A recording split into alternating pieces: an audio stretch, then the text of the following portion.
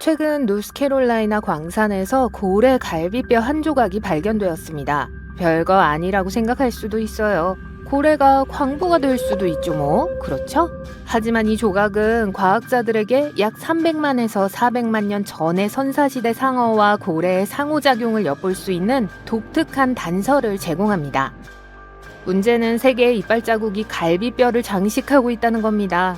이는 고래가 한때 초강력 턱을 가진 동물에게 심하게 물렸다는 걸 의미해요. 이빨 자국 사이의 간격이 거의 6.3cm에 이르는 것으로 보아 이 동물은 거대 이빨 상어일 가능성이 높아요. 메갈로돈이요. 아니면 그 당시 주변에 있었던 다른 상어종일 수도 있어요.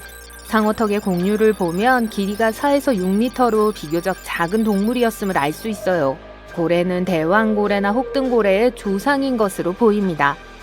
화석 기록에 동물의 상호작용과 행동의 증거가 보존되어 있을 거라고는 보통 생각하지 못하기 때문에 연구원들은 놀라움을 금치 못했습니다. 샘플을 조사한 후 연구진은 상어는 한 입 크게 먹고 사라졌지만 고래는 화석 조각의 대부분이 직골로 덮여있기 때문에 살아남았다는 결론을 내렸어요.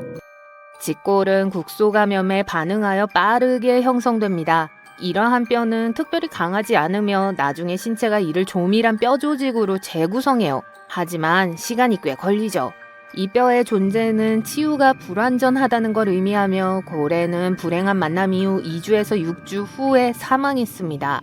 반면에 고래의 죽음은 감염 및 부상과 관련이 없을 수도 있어요. 소수의 화석만이 고대 동물들 사이에 이러한 종류의 상호작용을 보여줍니다. 화석에서 동물이 죽은 장소와 사체를 파헤친 곳을 나타내는 물린 자국을 종종 발견할 수 있어요. 하지만 이 화석은 다른 동물이 가한 상처를 보여줄 뿐만 아니라 먹이가 살아남았음을 보여주는 몇 안 되는 예 중 하나입니다. 모든 화석은 고생물학자에게는 흥미진진하지만 일반인에게는 끔찍하게 보이는 화석도 있습니다. 예를 들어 촉수 팔과 팔각형 모양의 머리를 가진 이 사진을 보세요. 이 사진은 처음 매스컴에 등장했을 때 인터넷 사용자들은 이 사진이 우주에서 온 고대 생물체라고 주장했어요. 다른 사람들은 그 이야기가 가짜라고 생각했고요. 하지만 사실 이 사진과 화석은 모두 진짜입니다. 이 화석은 한 종 또는 여러 종의 대량 멸종 사건을 화석으로 표현한 멸종판으로 알려져 있습니다. 이 화석에는 실제로 크리노이드라고 불리는 해양 생물의 한 종류인 십각류의 표본이 12개 이상 포함되어 있어요. 겉모습과는 달리 크리노이드는 식물이 아니라 해양 동물이었습니다. 이 특별한 종은 해저 깊은 곳에서 살았어요. 크리노이드는 불가사리, 성게, 부서지기 쉬운 별과 관련이 있습니다. 이 생물은 연조직으로 연결된 유연한 다공성 원반으로 구성된 줄기로 해저에 붙을 수 있었습니다. 줄기는 속이 비어 있었고 그 안에 동물의 신경계가 있었죠. 크리노이드는 얇은 벽으로 둘러싸인 튜브 발을 통해 산소를 흡수했어요. 이 생물은 보통 길이가 20cm 이상이었으며 깃털처럼 생긴 촉수 같은 구조로 된 5개의 팔을 가지고 있었어요. 이들은 플랑크톤과 유기물을 먹고 살았습니다. 화석 발견은 매우 흥미진진해 보이지만 화석 기록에서 툴리 몬스터만큼 과학자들을 혼란스럽게 만든 생물도 드물었어요. 이 호기심 많은 바다 생물은 이빨이 있고 몸통처럼 생긴 주둥이와 딱딱한 막대 위에 펼쳐진 눈을 가졌어요. 하지만 가장 귀괴한 거요? 분류가 불가능했다는 점입니다. 연구원들은 1966년 이 괴물이 발견된 이후 분절된 벌레, 헤엄치는 민달팽이, 원시장어와 유사한 생물 등 다양한 유기체를 고려하고 있어요. 최근에는 등뼈와 같은 구조를 가진 턱이 없는 물고기종과 연결시키려는 시도도 있었습니다. 일본의 한 과학자팀은 고해상도 레이저 스캐너를 사용하여 툴리 몬스터 화석의 해부학적 구조를 3D로 조사했어요. 그들은 이 수수께끼의 화석이 결국 무척추 동물일지도 모른다는 결론을 내렸습니다.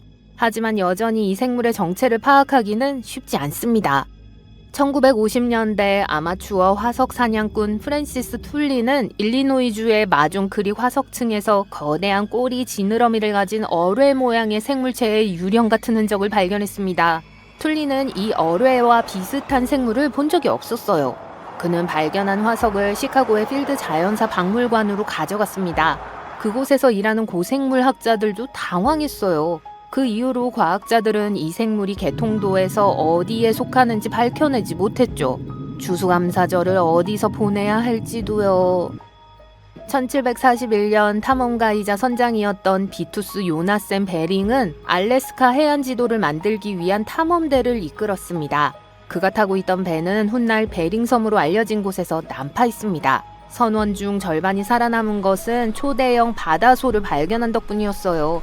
선원들은 이 동물의 고기로 영양을 공급받아 잔해로 작은 배를 만들어 집으로 돌아갈 수 있었죠. 돌아오는 길에 대원 중 한 과학자는 그들이 발견한 동식물을 기록하는 데 시간을 보냈어요.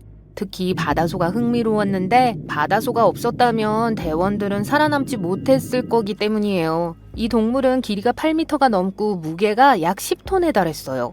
모든 바다소는 소보다 코끼리와 더 가까운 해양 포유류인 시레니아 목에 속하는 동물이에요. 과학자는 검은 피부, 작은 머리, 뭉툭한 앞다리를 가진 것으로 묘사했습니다. 이 바다소들은 수면 위에 떠다니며 다시마를 먹었습니다. 바다소에 대한 정보가 널리 퍼진 후 바다소 모피거래 탐험대는 도중에 편리한 창고를 이용했습니다. 바다소는 온순하고 쉽게 사냥할 수 있었어요.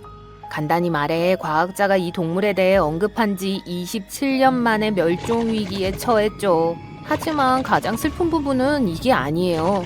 화석 기록은 훨씬 더 깊은 어두운 역사를 보여줍니다. 바다소 화석은 일본부터 멕시코까지 전 세계에서 발견되었습니다. 이는 바다소가 한때 북태평양 전역의 광활한 다시마 바닥에서 번성했음을 의미해요. 탐험대가 발견한 작은 개체군은 아마도 훨씬 더 크고 훨씬 더 건강했던 개체군의 마지막 잔해였을 거예요. 원주민의 사냥으로 이미 멸종에 가까운 수준으로 개체 수가 감소했을 가능성이 큽니다. 그리고 마지막 타격은 서양 사냥꾼들에게서 왔어요. 고대 바다소에 가까운 친척인 해달은 오늘날 거의 사냥되지 않아요. 하지만 여전히 멸종 위기에 처해 있습니다. 어떤 사람들에게는 이 놀라운 화석이 다소 충격적으로 보일 수도 있습니다. 노예의 렌틸콩은 눈물라이트라고 불리는 동물의 화석입니다. 이 동물은 약 4천만 년 전 이집트의 일부를 덮고 있는 따뜻하고 얕은 바다에서 살며 번성했어요. 눈물라이트라는 이름은 큰 표본이 동정과 닮았다는 사실을 암시해요. 이집트 민속에서는 천사의 돈이라고도 불렸어요. 이 생물은 매우 복잡한 골격과 대조되는 단순한 단세포 구조를 가지고 있어요. 나선형으로 겹쳐진 일련의 가마를 보세요. 각 가마는 무수히 많은 작은 방으로 나뉘어져 있습니다. 눈물라이트는 지름이 10cm까지 자랄 수 있어요. 그럼에도 불구하고 이들은 아메바와 관련된 단세포 동물의 화석입니다. 어떻게 그리고 왜 그렇게 크게 자랄 수 있었을까요? 그 이유는 다른 작은 유기체와의 공생관계 때문일 수 있습니다. 현대종의 경우 그러한 공생체는 규조류라고 불리는 작은 황금빛 갈색의 단세포 조류예요. 눈물라이트의 껍질은 비교적 투명하고 평평하기 때문에 규조류가 광합성을 하는데 필요한 빛을 받을 수 있는 표면적이 넓어요. 어떤 이유에서인지 과학자들은 여전히 논쟁 중이지만 바다에 서식하는 동물의 식물 공생체가 존재하면 숙주의 석회질 골격이 성장하는 것을 촉진해요. 따라서 이집트에서 발견된 눈물라이트의 거대한 크기는 공생 규조류와의 밀접한 관계 때문일 수 있어요. 이해가 되시나요? 재미있는 사실은 눈물라이트의 종은 매우 빠르게 진화했고 그 화석은 퇴적층에서 다음 퇴적층으로 바뀌었다는 점입니다. 따라서 기자의 피라미드에 사용된 석회암에는 이러한 화석이 너무 많이 포함되어 있어 눈물라이트 석회암이라고 불려요. 이 석회암에는 작은 노예의 렌틸콩과 큰 천사의 돈이라는 두 종류의 눈물라이트도 포함되어 있습니다. 하지만 이들은 서로 다른 종이라기보다는 한 종의 수명 주기에서 서로 다른 단계에 속해요. 1922년 11월 한 소년이 이집트의 사막산을 걷다가 바위에 새겨진 고대 계단을 발견했습니다. 이후 이 발견은 세계에서 가장 크고 중요한 고고학적 발견 중 하나가 됐는데요. 이 계단은 투탕카멘의 손길이 닿지 않은 무덤의 일부였습니다. 고고학자들은 보석, 직물, 페인트 칠한 꽃병, 장례식용 가면 등 약 5,000점의 고대 유물을 발견했어요. 여러분도 아마 그 중 하나를 보셨을 거예요. 고대 이집트의 가장 잘 알려진 특징 중 하나가 됐죠. 그로부터 100년이 넘는 시간이 흘렀습니다. 그리고 이제 인류는 마침내 또 다른 대규모 발견에 가까워졌어요. 바로 클레오파트라의 무덤입니다. 이 여왕은 기원전 51년부터 30년까지 왕좌에 앉았던 이집트 프톨레마이오스 왕국의 마지막 현역 통치자였어요. 클레오파트라와 그녀의 통치기간, 그리고 그녀의 특이한 성격에 대한 고대 기록이 많이 남아있어요. 하지만 지금까지 그녀의 죽음과 매장지에 대한 비밀은 아무도 밝혀내지 못했습니다. 고고학자 캐슬린 마르티네즈 박사는 수십 년 동안 알렉산드리아 주변의 고대 기록과 신전을 연구한 끝에 여왕의 무덤이 기원전 280년에 세워진 고대 도시 타푸시리스 마그나 아래에 있을 거라는 결론을 내렸어요. 그곳은 수만 명의 사람들이 무역과 산업에 종사하는 이집트 북부 해안의 대도시였습니다. 그리고 마르티네즈 박사의 추측이 맞았던 것 같아요. 박사와 고고학자 그룹은 알렉산드리아 근처에서 약 1.3km 길이의 비밀 지하 터널을 발견했습니다. 이 터널은 타푸시리스 마그나 신전 아래 바위에 뚫려 있었죠. 추가 발굴 과정에서 그들은 클레오파트라의 무덤이 터널 깊숙한 곳에 있음을 나타내는 많은 것들을 발견했어요. 클레오파트라가 로마 사령관 마크 안토니우스와 함께 묻혔을 가능성도 있습니다. 고대 기록에 따르면 클레오파트라와 마크 안토니우스는 서로를 사랑했고 안토니우스를 반역자로 선언한 로마 원로원에 함께 반대했어요. 수천 년 동안 타푸시리스 마그나 영토에서 자연재해가 발생했다는 사실은 발굴을 복잡하게 만들 수 있습니다. 지진과 홍수로 도시가 파괴되고 지하 터널이 범람했을 가능성이 있어요. 하지만 고고학자들은 고대 무덤이 그대로 남아있고 마지막 왕조 통치 기간 동안 고대 이집트의 왕실 생활에 대한 많은 보물과 기록이 숨어있기를 바라고 있어요. 발굴 작업이 수중이나 진흙 속에서 진행될 가능성이 있습니다. 이 작업에는 많은 시간과 자금이 필요하지만 고고학자들은 그만한 가치가 있다고 확신해요. 어쨌든 클레오파트라가 실제로 거기에 묻혀 있다고 말하기에는 너무 이르지만 과학자들은 항아리, 클레오파트라와 알렉산더 대왕의 이미지가 있는 수십 개의 동전, 이집트 여왕의 이미지가 있는 흉상을 포함해서 이를 확인하는 많은 것들을 터널에서 발견했어요. 클레오파트라는 라메세스 3세, 투탕카멘과 동등한 위치에서 여전히 이집트에서 가장 인기 있는 인물 중 한 명입니다. 그녀는 많은 영화, 그림, 책에 영감을 주었죠. 그런데 왜 그렇게 인기가 많을까요? 그녀는 일관성 없는 행동으로 유명해졌어요. 그녀는 아름답고 총명한 통치자로 이집트를 위기에서 벗어나 번영하는 강대국으로 만들었습니다. 중세 아랍어 문헌에 따르면 화학, 수학, 철학에 능통했고 여러 권의 과학 서적을 저술했을 것으로 추정돼요. 그녀는 여러 언어를 구사할 줄 알았고 외교적 능력도 뛰어났습니다. 동시에 많은 남성을 미치게 만든 팜무 파탈이었다는 전설도 많이 있어요. 하지만 그녀의 아름다움이 비교할 수 없을 정도라는 증거는 없습니다. 멋진 모델의 이미지는 할리우드가 유명한 여배우가 클레오파트라 역할을 수행한 여러 영화를 만들어내면서 생겼어요. 그리고 율리우스 시저의 양아들인 로마 황제 옥타비아누스는 클레오파트라의 적이기 때문에 교활한 유혹자로서의 이미지를 특별히 만들었고요. 이집트에서 태어났지만 클레오파트라는 이집트인이 아니었어요. 그녀의 조상은 알렉산더 대왕의 장군 중 한 명이었던 그리스인이었죠. 하지만 이집트 사람들은 그녀를 사랑했습니다. 그녀는 언어를 배웠고 이 나라의 전통에 매우 민감했어요. 고대 이집트의 역사, 정신, 관습을 잘 알고 있었죠.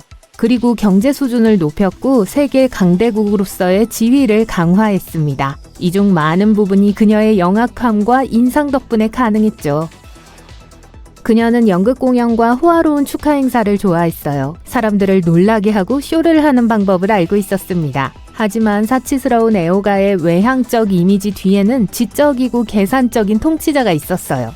고대 이집트는 부유하고 호화로운 나라였으며 클레오파트라는 부를 늘리고 국제 무대에서 입지를 강화하기 위해 모든 것을 다했어요.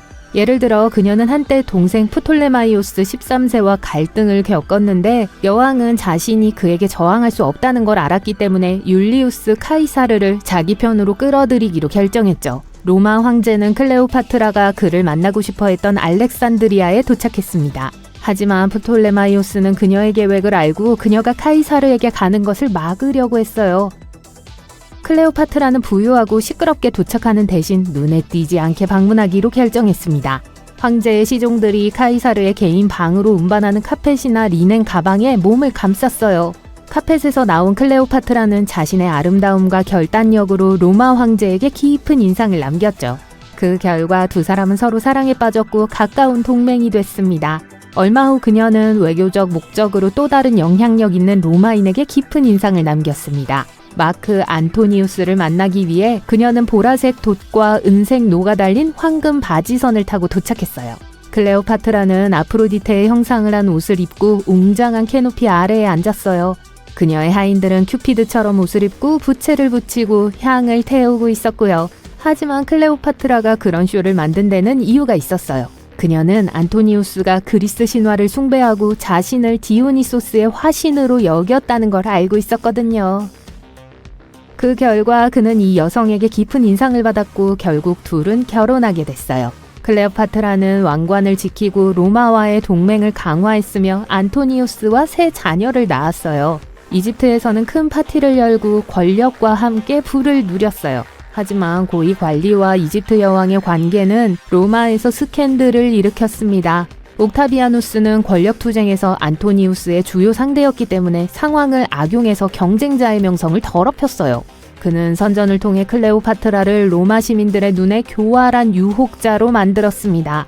안토니아누스가 그녀의 매력에 굴복했다고 비난했죠. 로마 원로원은 옥타비아누스를 지지하고 클레오파트라를 적으로 규정했습니다. 기원전 33년 안토니우스의 해군과 옥타비아누스의 함대가 충돌하면서 이 갈등은 최고조에 달했어요. 후자가 승리했고 클레오파트라와 함께 이집트로 도망치도록 강요했죠. 일부 기록에 따르면 그들은 알렉산드리아 근처로 피신했다고 합니다. 로마인들에게 쫓긴 그들은 클레오파트라의 궁전 중 하나에 숨어 최후를 맞이했다고 해요. 일부 전설에 따르면 클레오파트라는 독극물 전문가였다고 해요. 그녀는 독사 혹은 이집트 코브라와 같은 독이 있는 뱀을 자극해서 자신을 물게 했습니다. 또한 다른 전설에 따르면 독침으로 자기 자신을 찔렀다고 해요. 클레오파트라는 항상 머리빗 안에 독이 든 앰플을 가지고 다녔다는 설이 있어요.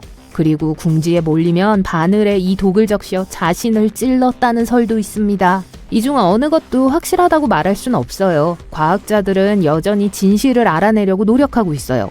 아마도 클레오파트라의 무덤에 도착하면 세상은 그녀의 비극적인 운명에 대해 더 많은 답을 얻을 수 있을 거예요. 그녀는 이집트의 마지막 통치자로 간주됩니다. 그녀가 세상을 떠난 후 옥타비아누스는 궁정과 신전을 약탈하고 로마로 돌아와 황제가 됐어요. 그는 성공적으로 이집트를 통치하고 국경을 확장했습니다. 그의 통치는 75세가 되자 끝났습니다. 클레오파트라와 마크 안토니우스가 해전에서 패하지 않았다면 세계 역사는 달라졌을 거예요. 그런데 여러분은 클레오파트라의 통치와 닐 암스트롱의 달 착륙 사이의 기간보다 여왕의 통치와 기자의 거대한 피라미드 건설 사이 기간이 더 길다는 걸 알고 계셨나요? 암스트롱은 클레오파트라가 탄생한 지 2038년 후인 1969년에 지구 위성에 발을 디뎠습니다. 그리고 피라미드 건설은 기원전 2560년에 이루어졌어요. 고대 이집트의 역사가 얼마나 오래됐는지 상상해보세요. 클레오파트라는 피라미드보다 시간적으로 우리에게 더 가깝습니다. 1898년 여러분은 샤카라에서 발굴에 참여하고 있습니다. 카이로에서 멀지 않은 이곳은 고대 무덤과 피라미드가 가득한 곳이에요. 여러분은 인디아나 존스 같다고 느끼면서 정말 경이로운 것을 발견하고 유명해지기를 희망합니다. 금, 필사본, 보물지도, 유명한 파라오의 미라. 잠깐, 나무새? 평범한 장난감처럼 보여서 정말 실망하셨을 거예요. 오래된 거지만 그래도요. 몇 년 후 누군가가 여러분의 새가 실제로 고대 다녀 비행기였을지도 모른다고 제안할 거라는 사실을 거의 알지 못했죠. 샤카라 새라는 별명을 가진 이 유물은 플라타너스 나무로 만들어졌어요. 이 새는 날개 길이가 18cm에 불과하고 무게는 약 40g으로 이집트에서 온 완벽한 오리지널 기념품이라고 할 수 있어요. 2000년이 넘은 이 새는 깃털이나 다른 복잡한 장식도 없이 매우 평범하게 생겼어요. 하지만 부리와 눈이 있어 호루스 신의 상징인 매처럼 보이기도 해요. 꼬리는 사각형이고 이상하게 똑바로 세워져 있는 데다 지금은 사라진 조각이 있던 자리인 것처럼 보이는 다소 특이한 모양입니다. 인간은 재미있는 수수께끼를 푸는 것을 좋아하기 때문에 이 새의 용도를 설명하려는 시도가 여러 번 있었습니다. 첫 번째로는 아주 간단하게 의식용 물건이었다는 거예요. 두 번째 아이디어는 부유한 가정의 어린이를 위한 장난감이었다는 거고요. 고대 이집트에서 유행했던 부메랑의 일종이었을 수도 있습니다. 그러다 새가 풍향계로 사용됐다는 이론도 나왔어요. 하지만 카이로의 박물관에서 전시물을 막대기에 고정하기 위해 만든 것을 제외하고는 구멍이나 표시가 없기 때문에 이 설은 반박됐죠. 과거에는 걸 수 있는 방법이 없었어요. 새가 발견된 지 거의 한 세기가 지난 후 이집트 학자 칼릴 메시아 박사는 이 새가 단엽 비행기의 모델일 수 있다는 새로운 이론을 제안했습니다. 그는 이 새의 수평 꼬리 날개가 없는 것이라고 생각했어요. 그렇지 않다면 현대 비행기와 비슷하게 날개가 직각으로 설정돼 있었겠죠. 이는 비행에 필요한 공기 역학적 양력을 생산하기 위해 작동했을 수 있어요. 메시아 박사는 또한 당시에는 무덤에 기술 발명품의 미니어처 모델을 배치하는 것이 일반적이었다고 주장했습니다. 그렇다면 고대 이집트인들이 정말 기원전 200년에 비행기를 발명했을까요? 그런 거라면 항공기의 발명가로 여겨지는 라이트 형제는 정말 속상할 거예요. 라이트 형제는 1903년에야 첫 비행을 했으니까요. 확실히 알 수 있는 방법은 단 한 가지, 바로 모형을 테스트하는 거예요. 하지만 카이로에 있는 이집트 박물관은 자신들의 소중한 전시품을 장난감처럼 날아다니게 내버려 두지 않을 것 같았죠. 그래서 글라이더 디자이너 마틴 그레고리는 이번에는 발사나무로 비슷한 모형을 만들었고 꼬리 날개가 없어도 비행기로서는 별 문제가 없다는 결론을 내렸습니다. 사건이 해결된 걸까요? 아니요. 히스토리 채널은 공기역학 전문가를 초빙해 새의 또 다른 복제품을 제작했습니다. 샌더스는 이집트와 비슷한 기상 조건에서 이 비행기를 테스트했고 작은 비행기의 능력에 깊은 인상을 받았죠. 파라오 시대의 비행기의 프로토타입을 발명했다면 오파츠의 좋은 예가 될 수 있었을 거예요. 기술이나 역사 측면에서 시대를 훨씬 앞선 유물, 즉 시대를 벗어난 유물 말이에요. 그리고 샤카라새가 이러한 혁신적인 개념의 유일한 예는 아닙니다. 1901년 한 그룹의 다이버들이 그리스 안티키테라 섬 근처의 수중 난파선에서 안티키테라 메커니즘을 회수했어요. 세계 최초의 아날로그 컴퓨터라고 불리는 이 기계는 기원전 100년경에 만들어진 것으로 추정됩니다. 이 청동 메커니즘은 태양, 달, 행성, 별의 위치는 물론 달의 위상, 다가오는 일식 날짜, 심지어 달이 하늘을 통과하는 속도까지 알 수 있었어요. 누가 어떻게 어디서 만들었는지 아무도 확신하지 못합니다. 하지만 당시로서는 매우 정밀하고 너무나 발전된 기술이라는 건 분명해요. 세계 최초의 수세식 화장실은 20세기 중반에 발명됐어요. 농담이에요. 지중해 크레타 섬의 고대 미노아 문명과 인더스 밸리 문명은 약 4,000년 전 동시에 이 놀라운 발명품을 만들어냈어요. 배관과 위생시설이 너무 잘 갖춰져 있어서 2000년이 지난 후에도 아무도 더 나은 설계를 하지 못했습니다. 고대 미노아의 화장실은 크노소스 궁전에서 발견됐는데 이 화장실은 옥상 저수지에서 지하 하수도로 물을 보내는 터널 위에 나무 의자를 설치한 것처럼 보입니다. 다른 타입은 항아리에서 물을 얻어요. 엄청난 부자들만이 이 모든 영광을 누릴 수 있었죠. 따라서 당시 부동산을 구입하고 싶을 때 수세식 화장실은 부유한 동네에 살고 있다는 신호였습니다. 자동문은 1931년에 멋지고 새로운 발명품처럼 보였지만 그 뒤에 숨은 기술은 훨씬 더 오래됐어요. 기원전 1세기로 거슬러 올라가요. 알렉산드리아의 수학자이자 엔지니어인 헤로는 성전 문을 열고 닫는 유압 시스템을 고안해냈습니다. 이 시스템을 작동시키려면 불을 피워 열을 발생시켜야 했죠. 불 아래에는 물이 반쯤 채워진 놋솥이 있었습니다. 발명가는 놋쇠 냄비를 추역하를 하는 용기에 연결했어요. 불이 타오르자 물이 용기로 이동했습니다. 그리고 내려가서 밧줄을 당겼죠. 생각할 겨를도 없이 눈앞에서 열리는 슈퍼마켓 문과 다를 바가 없었어요. 헤론의 문이 열리는 데에는 몇 시간이 걸렸고 그 과정을 멈출 방법이 없었습니다. 그래서 하루에 한 번만 사람들이 사원에 들어가기 전에 문을 열어 의식 중에 사원의 신비감을 더했어요. 으스스하네요. 최초의 배터리는 약 2000년 전 바그다드에서 발명된 것으로 보입니다. 1938년 독일의 고고학자가 이 타원형 점토 항아리를 발견했어요. 과학자들은 이 항아리가 어떤 용도로 사용됐는지 정확히 누가 발명했는지는 아직 특정하지 못했어요. 귀금속으로 물체를 전기도금하는 데 사용됐다는 설이 있습니다. 식초와 같은 약산을 채우면 배터리에서 약 1V의 전기가 생산된다고요. 또 다른 설에 따르면 신성한 두루마리를 담는 그릇이었다고 합니다. 레오나르도 다빈치가 직접 디자인한 콘택트 렌즈를 구매하고 싶으신가요? 1508년 그는 한쪽에 깔때기가 있는 유리 렌즈를 발명했습니다. 이 렌즈를 착용하고 안쪽에 물을 넣으면 시력을 개선할 수 있었죠. 조금 불편할 것 같긴 하네요. 그래서 약 1세기 후 프랑스 과학자 르네 데카르트는 이 아이디어를 개선해서 각막에 접촉하는 미래형 렌즈를 만들기로 결정했습니다. 눈에 접촉하기 때문에 콘택트 렌즈라고 하는 거겠죠? 액체로 채워진 유리 튜브는 시력 개선에 도움이 됐지만 슬프게도 깜빡임은 불가능했어요. 몇 세기 후 유리 산업의 새로운 기술을 통해 과학자들은 눈에 맞고 착용자가 눈을 깜빡일 수 있는 콘택트 렌즈를 디자인할 수 있었죠. 감사합니다. 하지만 그 렌즈는 무거운 유리로 만들어져 눈이 숨을 쉬지 못했어요. 약 50년 후 콘택트 렌즈는 가볍고 깨지지 않으며 긁힘에 강한 플라스틱으로 만들어졌지만 여전히 눈 전체를 덮고 있었습니다. 그러던 중 1948년 영국의 한 광학 기술자가 우연히 플라스틱 렌즈를 사포로 연마한 결과 각막만 덮어도 렌즈가 제자리를 지킬 수 있다는 사실을 알아냈습니다. 19세기 런던에 살면서 뉴욕으로 메시지를 보내야 한다고 가정해보세요. 배를 타고 뉴욕까지 가는 데는 약 10일이 걸렸을 거예요. 따라서 1858년 배달 시간이 며칠에서 몇 시간으로 단축됐던 건 정말 대단한 일이었습니다.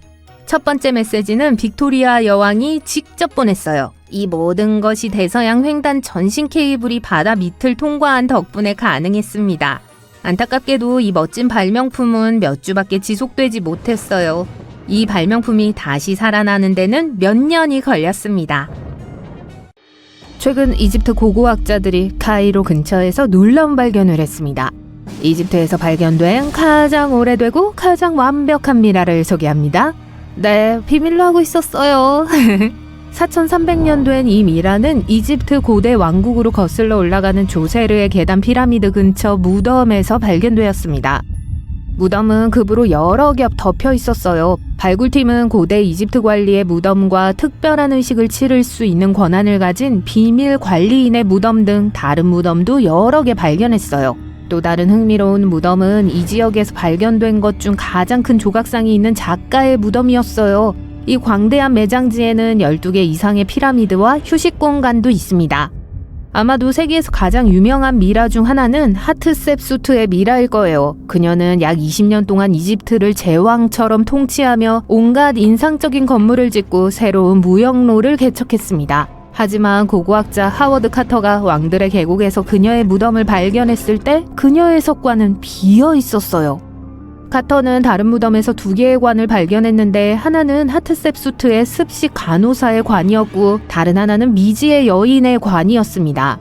2006년 한 전문가 팀이 이 수수께끼의 여인이 여왕이 맞는지 조사하기로 결정했어요. 그들은 하트셉수트의 이름이 적힌 나무 상자에서 어금니 하나를 발견했고 미라의 입의 틈새와 비교한 결과 완벽하게 일치했습니다. 람세스 2세는 꽤 인상적인 통치자였지만 결국 역사를 만든 것은 그의 미라였습니다. 그의 아버지에 대해서는 잘 알려지지 않았죠. 좋아요, 그만할게요. 람세스는 무려 60년 동안 통치한 이집트 역사상 가장 강력한 파라오로 꼽혀요. 또한 90세 이상까지 살았어요. 그가 살았던 시대를 생각하면 꽤 놀라운 일이죠. 람세스 2세에게도 100명이 넘는 자손이 있었다고 하니 대가족이라고 해도 과언이 아니네요. 그가 세상을 떠났을 때 그의 시신은 원래 왕들의 계곡에 묻혀 있었는데 어떤 교활한 사람들이 무덤의 모든 보물을 훔쳐가려고 했어요. 하지만 당시 관리들은 그런 일을 용납할 수 없었기 때문에 시신을 안전하게 지키기 위해 비밀 장소로 옮겼어요. 1800년대로 거슬러 올라가 보죠. 람세스 2세 미라가 다른 통치자 및 주요 관리들과 함께 발견되었습니다. 하지만 상태가 좋지 않았기 때문에 고고학자들은 미라를 파리로 가져가서 애지중지했어요. 문제는 다른 나라로 옮길 수 없다는 거였습니다. 유일한 해결책은 람세스 2세에게 그만의 여권을 주는 것뿐이었어요. 직업은 왕으로 기재되었고 문서에는 그의 사진까지 실려 있었죠. 대부분의 미라가 반드시 촉촉한 피부를 가진 것으로 알려져 있지는 않습니다. 하지만 레이디 다이로 알려진 아시아 여성의 미라는 그렇지 않다는 걸 증명해요. 그 다이애나 비 이야기는 아니에요. 고대부터 부유했던 이 여성은 1971년 화려한 무덤에서 발견되었는데 미라라고 해도 과언이 아닐 정도로 멋진 모습을 보였습니다. 주변 환경의 습기와 산소 부족과 같은 무덤의 특수한 조건 덕분에 그녀의 시신은 거의 완벽하게 보존됐어요. 피부는 부드러웠고 머리카락은 정돈되어 있었으며 여전히 유연했습니다. 현재 그녀의 미라를 자랑스럽게 전시하고 있는 박물관에는 식기와 악기 등 그녀와 함께 묻혔던 수많은 화려한 물건들도 전시되어 있어요. 고고학자들은 미라에 대한 추가 조사를 통해 그녀가 50세경에 심장마비로 세상을 떠났다는 사실을 밝혀냈습니다. 2000년이 넘는 세월이 지났지만 다이 여사는 여전히 역사를 만들고 있어요. 1991년 알프스에서 얼음인간 외치의 미라가 발견되었습니다. 오스트리아 당국은 처음에 현대의 산악인이라고 생각했어요. 너무 잘 보존되어 있었거든요. 알고 보니 그는 사실 구리시대의 사람이었습니다. 해발 3048m가 넘는 산길에서 발견됐죠. 그의 미라를 연구하면서 우리는 구리시대 유럽의 생활에 대해 많은 것을 배웠습니다. 예를 들어 우리는 그가 중부 유럽 출신으로 육식을 즐겼다는 걸 알고 있어요. 또한 관절염, 동맥협착, 장질환을 앓고 있었지만 침술과 약초를 사용해서 이러한 질환을 치료했을 가능성이 높아요. 그리고 갑작스러운 죽음을 맞이하기 며칠 전에는 연장을 갈기도 할 정도로 연장을 다루는데 능숙했던 것으로 보입니다. 그가 문제를 예상하고 있었던 것인지 아니면 일상적인 작업을 준비하고 있었던 것인지 누가 알겠어요. 투트왕과 그의 이야기는 모든 미라를 유명하게 만든 이야기일 가능성이 높아요. 이 파라오는 3000여 년 전 19세의 어린 나이에 세상을 떠났지만 그의 미라는 여전히 세계에서 가장 잘 알려진 미라 중 하나예요. 1922년 그의 무덤이 열렸을 때 사람들은 열광했어요. 다른 많은 왕릉과 달리 온전한 상태였기 때문이죠. 순금으로 만든 관을 포함해 엄청나게 화려한 관들이 있었어요. 투트의 무덤은 고대 이집트 역사를 엿볼 수 있게 해줄 뿐만 아니라 그의 미라는 그가 살았던 시대에 대해서도 많은 것을 알려줬어요. DNA 분석을 통해 파라오의 부모를 확인할 수 있었고 파라오가 걷기 힘든 희귀한 뼈 질환을 앓고 있었다는 사실도 밝혀졌습니다. 진저는 아마도 여러분이 들어본 미라 중 가장 멋진 미라 중 하나일 거예요. 황금빛 머리카락과 완벽하게 보존된 손톱으로 여전히 날아다니는 5000년 전의 시간여행자 같잖아요. 이집트에서 발견된 진저는 가장 오래된 미라로 알려진 시신으로 여겨집니다. 사람들이 미라에 대해 알기 전에는 뜨겁고 건조한 모래의 얕은 무덤에 시신을 묻곤 했어요. 그리고 모래가 모든 물을 흡수했기 때문에 박테리아가 번식할 수 없었고 시신은 자연적으로 보존됐어요. 과학자들은 진저의 보존이 의도적인 것인지는 확실하지 않지만 도자기 그릇과 함께 묻힌 것으로 보아 그를 묻은 사람이 상당한 보존 기술을 알고 있었을 가능성이 높습니다. 진저를 직접 만나고 싶다면 현재 대형 박물관에 전시되어 있는 진저를 만나보세요. 한 네덜란드 미술품 수집가가 아시아에서 조각상을 구입했다가 이상한 발견을 하게 됐어요. 동상 안에 미라가 숨어 있었어요. 안타깝게도 시신이 너무 약해서 움직일 수 없었기 때문에 그대로 두어야만 했죠. 가장 놀라운 점은 이 미라가 1000년이 넘은 미라로 동상에 안치되기 전 200년 동안 전시되어 있었다는 사실이에요. 과학자들이 CT 스캔을 했을 때 미라가 글씨에 적힌 종이 조각으로 가득 차 있다는 사실을 발견했습니다. 전문가들은 그가 박테리아에 덜 감염되게 하는 특별한 식단과 차를 포함하는 매우 격렬한 과정인 자가 미라화라는 것을 수행했을 것이라고 생각합니다. 이 의식을 감당할 수 있는 사람은 소수에 불과했고 그 의식을 치른 사람들은 진심으로 존경받았습니다. 네페르티티만큼 과학자와 역사가들을 당황하게 한 이집트 여왕은 없어요. 네페르티티는 조각상을 보면 가느다란 목과 큰 눈, 높은 광대뼈로 유명해요. 그녀의 이름은 아름다운 여인이 왔다라는 뜻으로 해석돼요. 이름에 걸맞는 삶을 살았죠? 파라오는 아니었지만 네페르티티는 여전히 깊은 인상을 남겼습니다. 기록에 따르면 그녀는 아내이자 왕비로서 엄청난 영향력을 행사했어요. 권력 덕분에 그녀는 실제로 존경을 받았지만 일생 동안 많은 적을 만들기도 했습니다. 그녀는 또한 투트 왕과 친척 관계였지만 생물학적으로 친척은 아니었어요. 오히려 그의 계모였죠. 지금까지 현지인들은 아직 미라의 신원을 파악하지 못했지만 곧 밝혀질지도 몰라요. 왕들의 계곡에서 무덤을 발굴하던 현지 이집트 학자가 네페르티티와 그녀의 딸로 추정되는 2개의 미라를 발견했습니다. 전문가들에 따르면 곧 이 2 미라의 정체에 대한 확실한 답을 얻을 수 있을 것이라고 해요. 그중 하나가 네페르티티로 밝혀진다면 정말 대단한 일이 될 거예요. 미라의 DNA 분석과 CT 스캔은 우리가 지금까지 본 것 중 가장 완벽하고 정확한 여왕의 이미지를 제공할 수 있습니다. 우리가 현대 이집트 아래에 있는 것의 표면만 긁어 모았다고 생각하는 건 말도 안 돼요. 네페르티티는 이집트에서 가장 강력하고 번영했던 시기에 통치했지만 안타깝게도 사회적 혼란기에 세상을 떠났고 무덤도 사라졌습니다. 자, 그럼 제 미라는 어디 있을까요? 5만 4천 년 전 동굴에 살았던 흥미로운 그룹이 있었는데요. 바로 아버지와 딸 그리고 가까운 친척이었던 2명의 다른 구성원들이었습니다. 여기서 멋진 건 이들이 우리가 알고 있는 최초의 네안데르탈인 가족이라는 사실이에요. 한 과학자 팀이 초기 인류 사회에 대해 더 자세히 알아보기 위해 이들의 치아와 뼈에서 고대 DNA를 연구했습니다.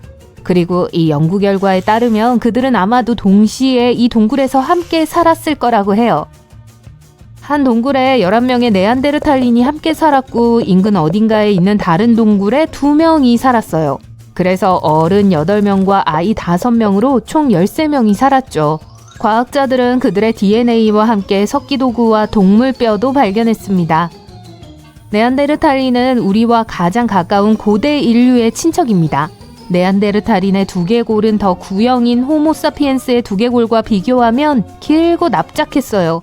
또한 눈 위에 두드러진 눈썹 융기가 특징적이었습니다. 얼굴의 중앙 부분이 앞으로 튀어나와 있고 크고 넓은 코를 가지고 있어 얼굴만 봐도 쉽게 알아볼 수 있어요. 어떤 사람들은 그들의 코가 춥고 건조한 환경에 적응하기 위한 방법이라고 생각해요. 코 안쪽이 크면 숨쉬는 공기를 더 촉촉하고 따뜻하게 해주기 때문이죠. 우리와는 달리 그들은 턱이 별로 없었습니다. 또한 앞니에 긁힌 자국은 네안데르탈인이 음식을 준비하거나 재료를 다룰 때 앞니를 제3의 손처럼 사용했음을 말해줘요. 그들의 몸은 강하고 근육질이었으며 어깨와 엉덩이가 넓었습니다. 평균 키는 150에서 175cm, 몸무게는 64에서 82kg이었어요.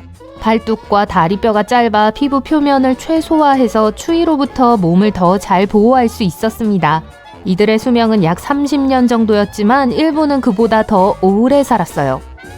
네안데르탈린은 지금의 유럽과 아시아 지역에 35만 년 이상 거주했습니다. 그리고 약 4만 년 전에 사라졌죠.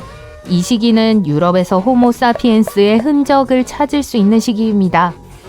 그들의 가족은 10명에서 20명으로 구성된 친밀한 집단이었어요. 이는 고대 또는 현대 인류 공동체의 인구보다 훨씬 적은 수입니다. 멸종위기에 처한 종의 집단 규모와 비슷해요. 네안데르탈린은 동굴에서 작은 공동체를 이루며 살았지만 다른 종족과 고립된 채 살진 않았어요. 그들은 생존을 위해 서로에게 의지했습니다. 특히 스스로를 돌볼 수 없는 동족을 위해 서로를 돌봤죠. 또한 그들의 동굴은 우리가 상상하는 것만큼 원시적이지 않았습니다. 예를 들어 난로 근처에 구멍을 뚫어 물을 데우는 데 사용했을 거예요. 또한 그들은 공간을 정리했습니다. 동굴 안에는 잠자는 공간, 쓰레기를 버리는 공간, 석기를 만들고 음식을 준비하는 공간 등이 있었어요. 그들은 들소, 아이벡스, 말, 기타 동물 등의 먹이를 잡기 위해 강 계곡을 여행했어요. 그들은 전략을 계획하는 데 능숙했어요. 일부 연구에 따르면 그들은 술록의 이동 패턴을 알고 있었다고 해요. 그래서 먹잇감이 어디로 이동할지 예측해서 행동을 계획했죠. 그들이 쫓던 가장 큰 동물 중 하나는 털복숭이 매머드였어요. 몸무게가 최대 5,443kg에 달하는 털로 뒤덮인 현대 코끼리의 친척인 털 매머드는 오래전에 멸종한 동물로 잘 알려져 있습니다. 그리고 연구에 따르면 털 매머드와 네안데르탈린은 몇 가지 유전적 특성을 공유했어요. 생각해보면 그리 놀랍지 않은 사실이에요. 두 종 모두 빙하기 유라시아의 춥고 혹독한 기후에 적응하기 전에 아프리카의 조상으로부터 발전했습니다. 따라서 두 종은 비슷한 환경에 직면했고 거의 동시에 멸종했어요. 네안데르탈린은 또한 돌조각으로 만든 글개나 칼날과 같이 초기 인류가 사용했던 도구와 유사한 도구를 만들기 위해 돌을 사용했습니다.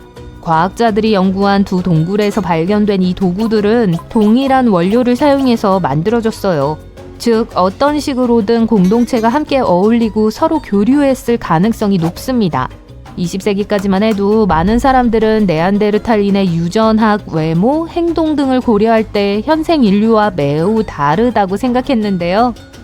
최근 잘 보존된 이 유라시아 화석 집단에 대한 새로운 발견에 따르면 그중 일부가 현생 인류와 동일하다는 사실이 밝혀졌습니다. 네안데르탈린은 마지막 빙하기 이전과 그 시기에 인류가 살았던 가장 혹독한 곳에서 살았어요. 그들은 도구와 동물을 잡는 것 외에도 주변에서 식물을 채집했습니다. 또한 익힌 채소도 비교적 자주 먹었어요. 마지막 빙하기 수만 년 동안 생존할 수 있었던 그들의 능력은 인간이 거의 모든 상황에 적응할 수 있다는 걸 보여주는 좋은 예입니다. 네안데르탈린은 우리가 알고 있는 가장 초기 동굴 예술을 만들었어요. 과학자들이 네안데르탈린이 살았던 스페인의 동굴 3곳을 탐사한 결과 점, 동물, 기하학적 기호가 그려진 검은색, 빨간색 그림과 함께 손자국, 손도장, 판화 등이 발견됐습니다. 이 그림들은 6만 년 전에 그려진 거예요. 호모사피엔스가 유럽에 온 게 그로부터 2만 년 후니까 당시 유럽 대륙의 유일한 인간종은 네안데르탈린이었고, 따라서 이 예술을 창조한 것도 네안데르탈린이었을 거예요. 또한 이 동굴들은 700km 떨어져 있었기 때문에 네안데르탈린 중 일부만 알고 있었던 건 아니었을 거예요. 그림은 분명 네안데르탈린의 오랜 전통이었을 겁니다.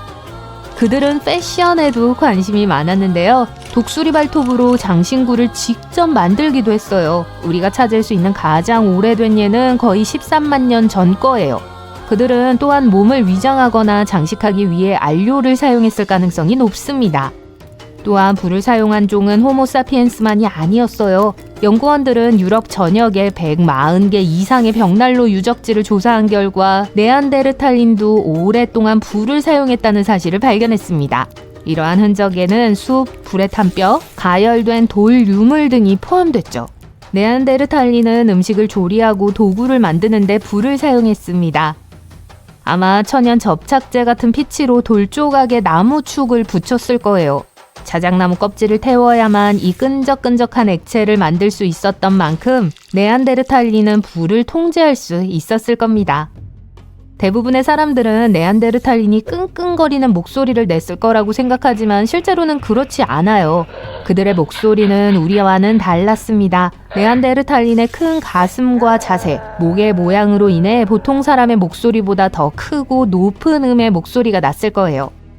우리처럼 정교한 어휘를 구사하지는 못했지만 설골이 있었기 때문에 복잡한 언어를 사용할 수 있었을 거예요.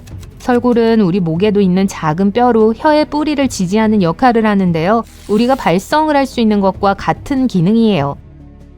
네안데르탈린은 우리가 생각하는 것보다 훨씬 우리와 비슷했어요. 어떤 사람들은 네안데르탈린이 배를 만들어 지중해를 항해할 수 있었다고 믿기도 해요. 네안데르탈린이 어딘가에 살다가 멸종한 후 현생 인류가 나타난 건 아니에요. 이 두 집단은 약 10만 년 전 아라비아 반도나 중동 지역에서 만난 것으로 보입니다. 이 시기는 현생 인류의 첫 번째 집단이 아프리카에서 이동하던 시기예요. 과학자들이 5만 년 전에 살았던 네안데르탈린 여성 중 한 명의 DNA를 분석한 결과 현대인의 유전자도 포함되어 있었습니다. 피부와 머리 색깔, 기분, 수면 패턴 등 인간의 일부 특성은 햇빛의 양과 관련이 있습니다. 네안데르탈린은 현생 인류가 유럽과 아시아에 도착하기 전부터 오랫동안 살았기 때문에 아프리카에서 온 사람들에 비해 햇빛을 덜 받는데 익숙했어요. 그들은 햇빛에 덜 노출되었기 때문에 다른 형질을 가졌으며 이러한 형질은 현대인과 자녀를 낳았을 때 자손에게 전달됐습니다. 다시 말해 오늘날 현대인이 가지고 있는 특성 중 일부는 네안데르탈린의 유전자에 영향을 받은 거예요. 예를 들어 올빼미족인 사람들은 종종 네안데르탈린의 유전자를 가지고 있습니다. 또한 네안데르탈린의 약 1%는 밝은 피부, 붉은 머리카락, 심지어 죽은 깨를 가지고 있었어요. 모든 일은 1708년에 일어났습니다. 6월 8일 스페인 범선 산호세호는 카리브해에서 스페인으로 돌아가고 있었어요. 배는 총 17척이었습니다. 산호세의 선장은 문제가 생겼다는 것을 알았어요. 그 지역에 영국 함선들이 숨어 있었기 때문이죠. 그는 그들이 배에 실린 보물을 노릴 것이라는 걸 알고 있었어요. 신대륙에서 발견한 보물의 가격은 천문학적인 액수였기 때문에 유럽의 역사적 사건의 흐름을 뒤집을 수 있었습니다. 안전을 위해 스페인 범선은 지금의 콜롬비아가 있는 카르타헤나 데 인디아스에 도착해야 했어요. 하지만 슬프게도 산호세에는 다른 일들이 예정되어 있었습니다.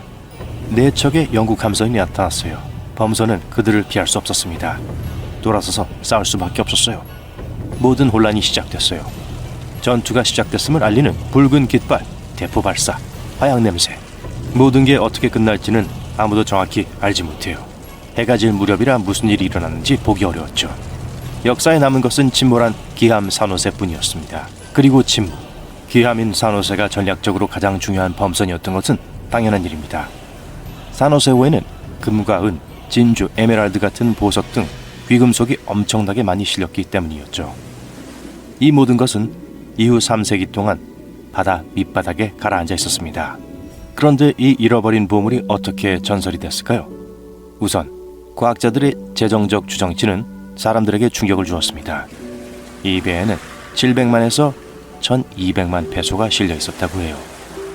오늘날의 돈으로 환산해보면요, 네, 앨런 머스크 재산만큼은 아니지만 약 100억 달러 정도예요. 그 돈이면 개인 제트기 2대, 람보르기니 주차장, 호화로운 저택을 살 수 있습니다. 그러고도 여전히 많은 돈이 남아있을 거예요. 타이타닉에서 발견된 조각들처럼 녹이 슬었을 거라고 생각할 수 있을 텐데요. 금에 관해서는 상황이 다릅니다. 타이타닉에는 금이 실려있지 않았거나 적어도 그렇게 많은 양은 아니었고 보석들은 개인 소지품이었죠. 그리고 금의 멋진 점은 산소와 절대 반응하지 않는다는 거예요. 진짜 금은 녹슬거나 변색되지 않는다는 뜻이죠. 따라서 금목걸이가 다소 어두워졌다면 순금이 아니라 합금이라는 신호고 쉽게 닦을 수 있다는 것도 멋진 점입니다. 산호세의 잃어버린 보물 이야기로 돌아갈까요?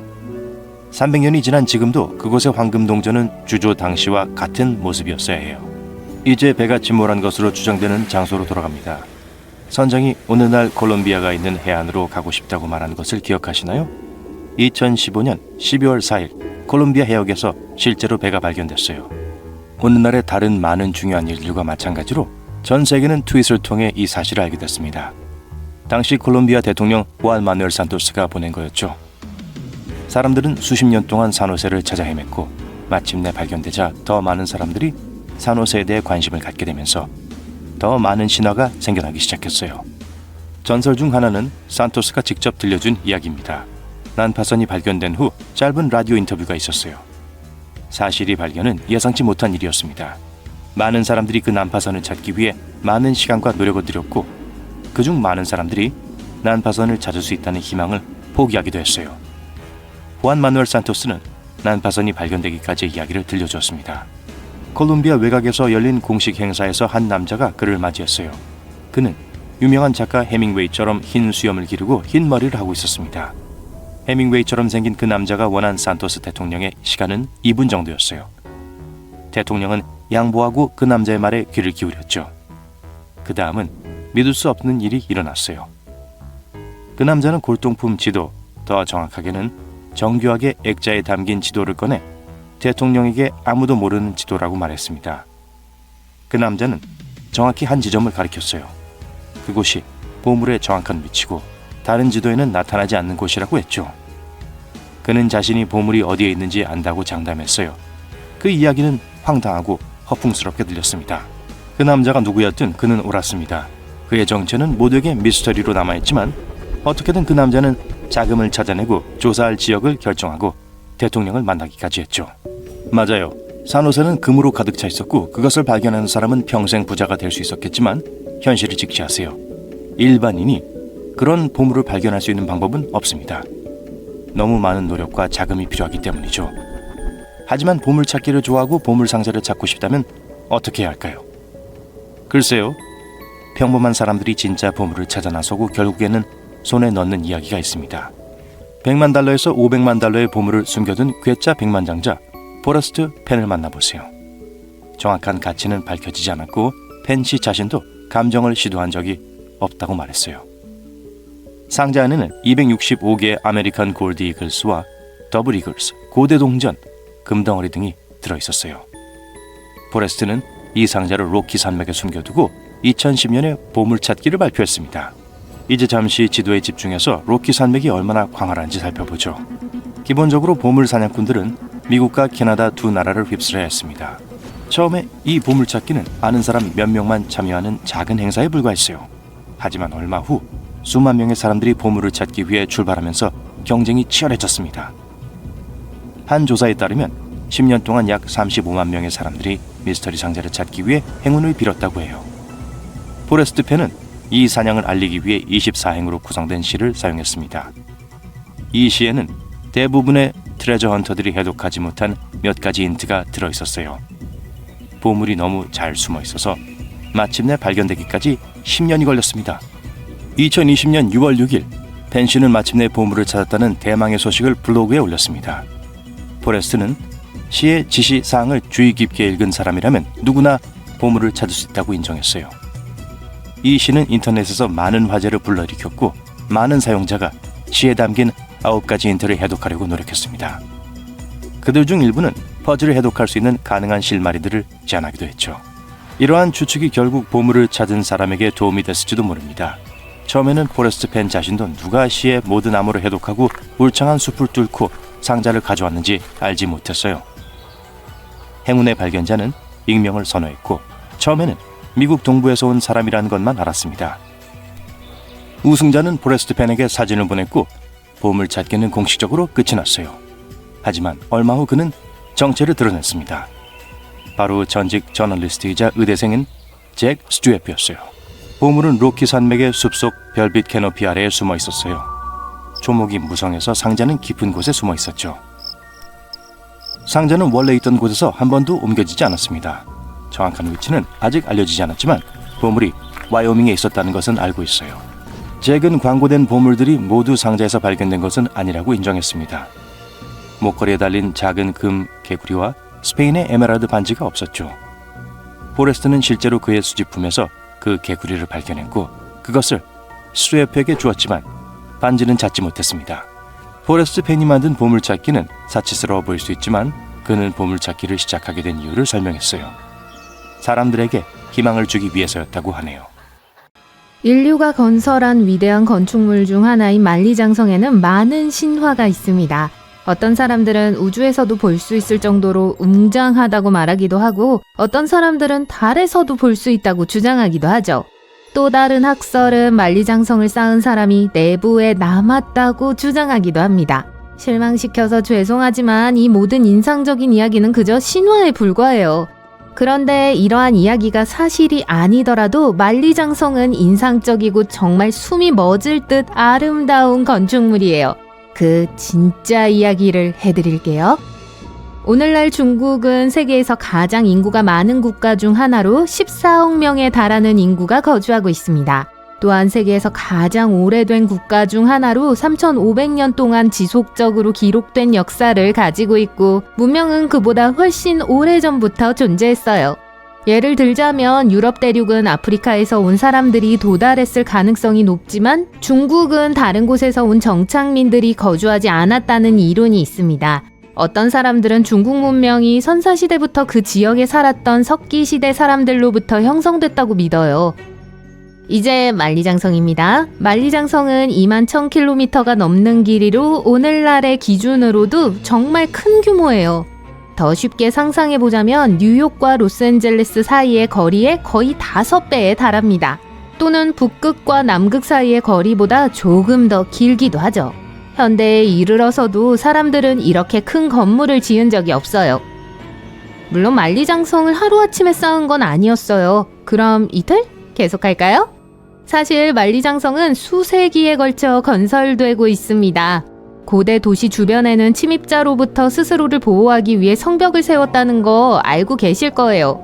네, 중국 도시에도 성벽이 있었어요. 기원전 220년에 중국을 통일한 최초의 중국 황제는 모든 도시 성벽을 하나의 큰 성벽으로 만들어 북방의 공격으로부터 국경을 방어하겠다는 기발하지만 매우 야심찬 아이디어를 떠올렸죠. 신뢰할 수 있는 장군이 공사를 지휘하고 군인, 평민, 죄수 등 많은 인부를 모집했어요.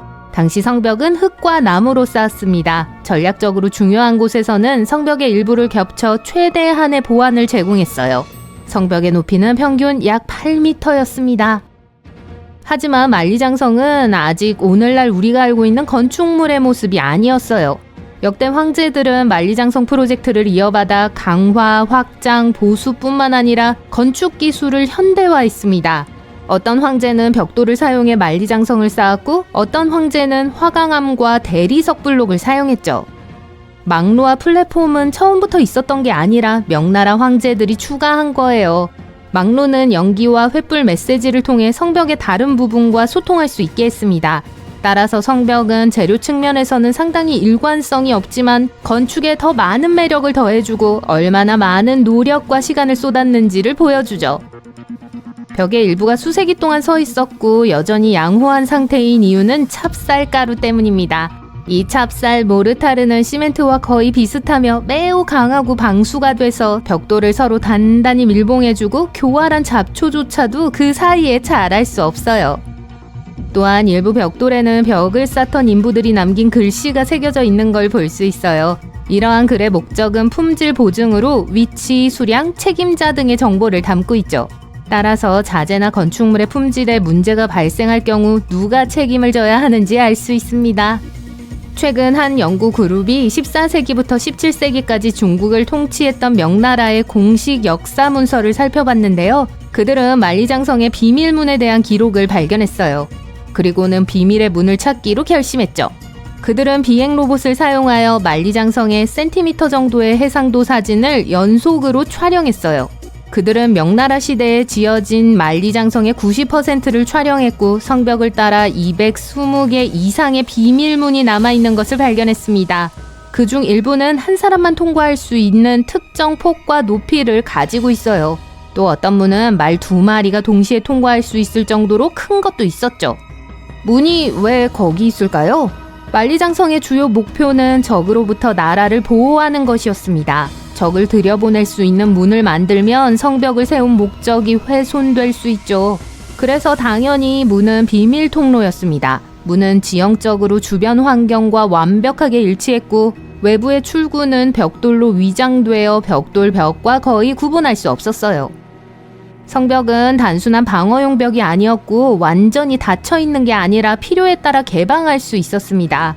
성벽은 무역과 상업, 성벽 안팎의 통신은 물론 방어와 스파이 활동에도 사용됐던 구조물이었어요.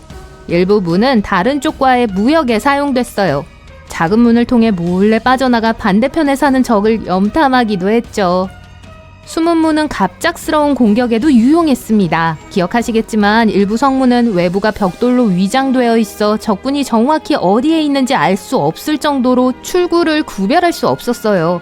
중국군은 안쪽 입구가 비어 있었기 때문에 벽을 뚫고 들어가 안쪽에서 위장된 출입문을 부수고 기습 공격을 시작할 수 있었습니다.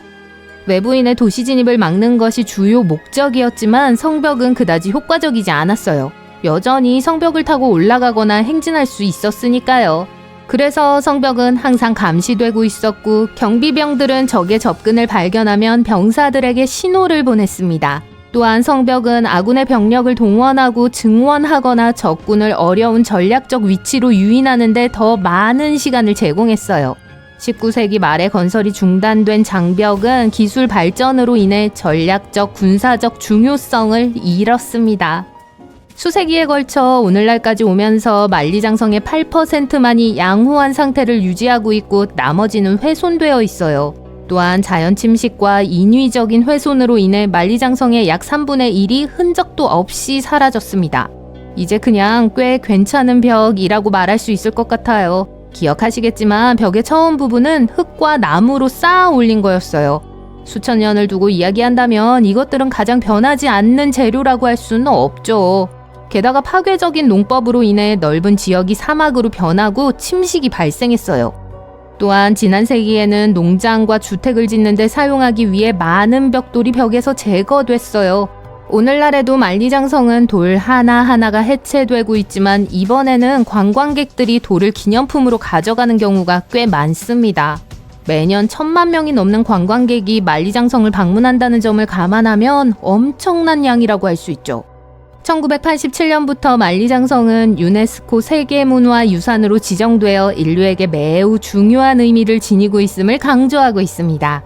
만리장성은 중국의 56개의 세계유산 중 하나고 유네스코가 보호하는 랜드마크가 있는 국가 중 2위에 해당해요. 1위는 어디일까요? 58개의 세계유산을 보유한 이탈리아가 1위입니다. 만리장성이 유명한 관광 명소일 뿐만 아니라 만리장성 마라톤 대회가 열리는 장소이기도 하다는 사실을 알고 계셨나요? 만리장성 마라톤은 1999년에 창설된 마라톤 대회로 세계에서 가장 도전적인 마라톤 대회 중 하나예요. 네, 맞아요. 사람들은 만리장성을 따라 달려요. 모든 계단을 포함해서요. 참가자는 42km의 풀 마라톤이나 21km의 하프 마라톤, 혹은 8.5km의 가벼운 달리기, 이렇게 3코스 중 선택해서 달릴 수 있습니다. 2021년을 기억하시나요? 그럼 잘 들어보세요. 한 다이버가 인도네시아 섬 한가운데 위치한 무시간 깊은 물속으로 들어가게 돼요. 그는 강바닥에서 믿을 수 없는 유물을 건져 올린 수많은 다이버 중 한 명입니다. 다이버와 어부들이 오랫동안 사라진 수마트라 문명을 조금씩 발견해 나갑니다. 황금의 섬으로 알려진 스리비자야 왕국은 실제 엘도라도에 가장 가까운 곳이었을 가능성이 높아요. 하지만 13세기 후반에 사라졌습니다. 그리고 최근까지도 연구원들은 이 왕국의 정확한 위치조차 알지 못했습니다. 강 위에 세워진 문명을 상상해보세요. 진정한 물의 세계죠. 스리비자야를 연구해온 고고학자들에 따르면 집, 시장, 예배당이 물 위 나무 더미 위에 지어졌다고 해요. 시민들은 현대의 베네치아 사람들처럼 간단한 배를 타고 이동했습니다.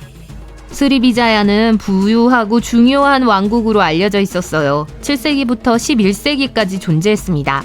실크로드의 일부였으며 동쪽에서 서쪽으로 여행하는 사람은 누구나 이 도시를 통과해야 했어요. 영리한 왕들은 말라카 해협을 장악하여 이 지역의 무역로를 완전히 통제할 수 있었습니다. 무엇보다도 그들은 마을의 이름을 존중했습니다. 스리비자야는 산스크리트어로 번영하는 승리자 또는 단순히 영광스러운이라는 뜻입니다.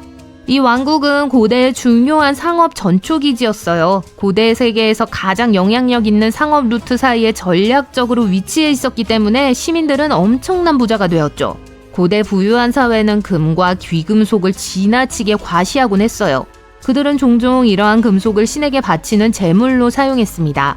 또는 대형 조각상을 제작하고 왕과 왕비를 위한 장신구와 궁전 장식을 만드는 데 사용하기도 했어요.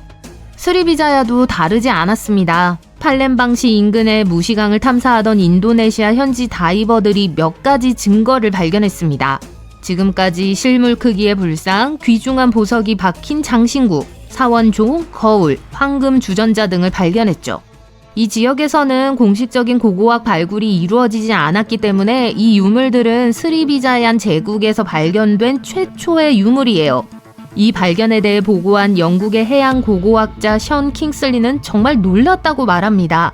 오랫동안 사람들은 스리비자야의 진정한 부에 대해 추측해왔어요. 그리고 그 소문이 확인된 것 같았습니다. 우리는 백지 상태에서 시작하고 있습니다. 라고 그는 말합니다.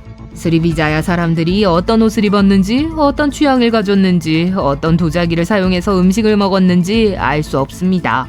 이 발견은 과학계의 흥분을 불러일으켰지만 단점도 있었어요. 다이버와 어부들은 고고학자들이 유물을 살펴보기 전에 국제 유물 시장에서 유물을 판매해요. 연구원들이 일부 유물을 구입하려고 시도할 수도 있지만 전 세계적으로 수십억 원에 판매되고 있습니다.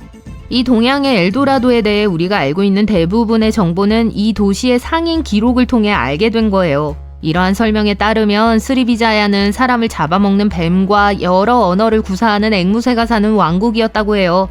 참 이상하죠? 어떤 사람들은 활화산 때문에 섬뜩하고 신비로운 광경이 연출되었다고 말하기도 합니다. 그리고 모든 이야기는 그곳에 금이 많이 매장되어 있다는 점을 강조합니다. 여행 보고서는 고대의 도시를 설명하는 일반적인 방법이었습니다. 엘도라도의 전설은 원래 이렇게 시작되었습니다. 1500년대에 유럽 탐험가들이 남미 땅을 발굴하기 시작하면서 아마존 문명에서 지도자를 금으로 칠해 더 높은 권력자에게 바쳤다는 소문이 퍼져나갔죠.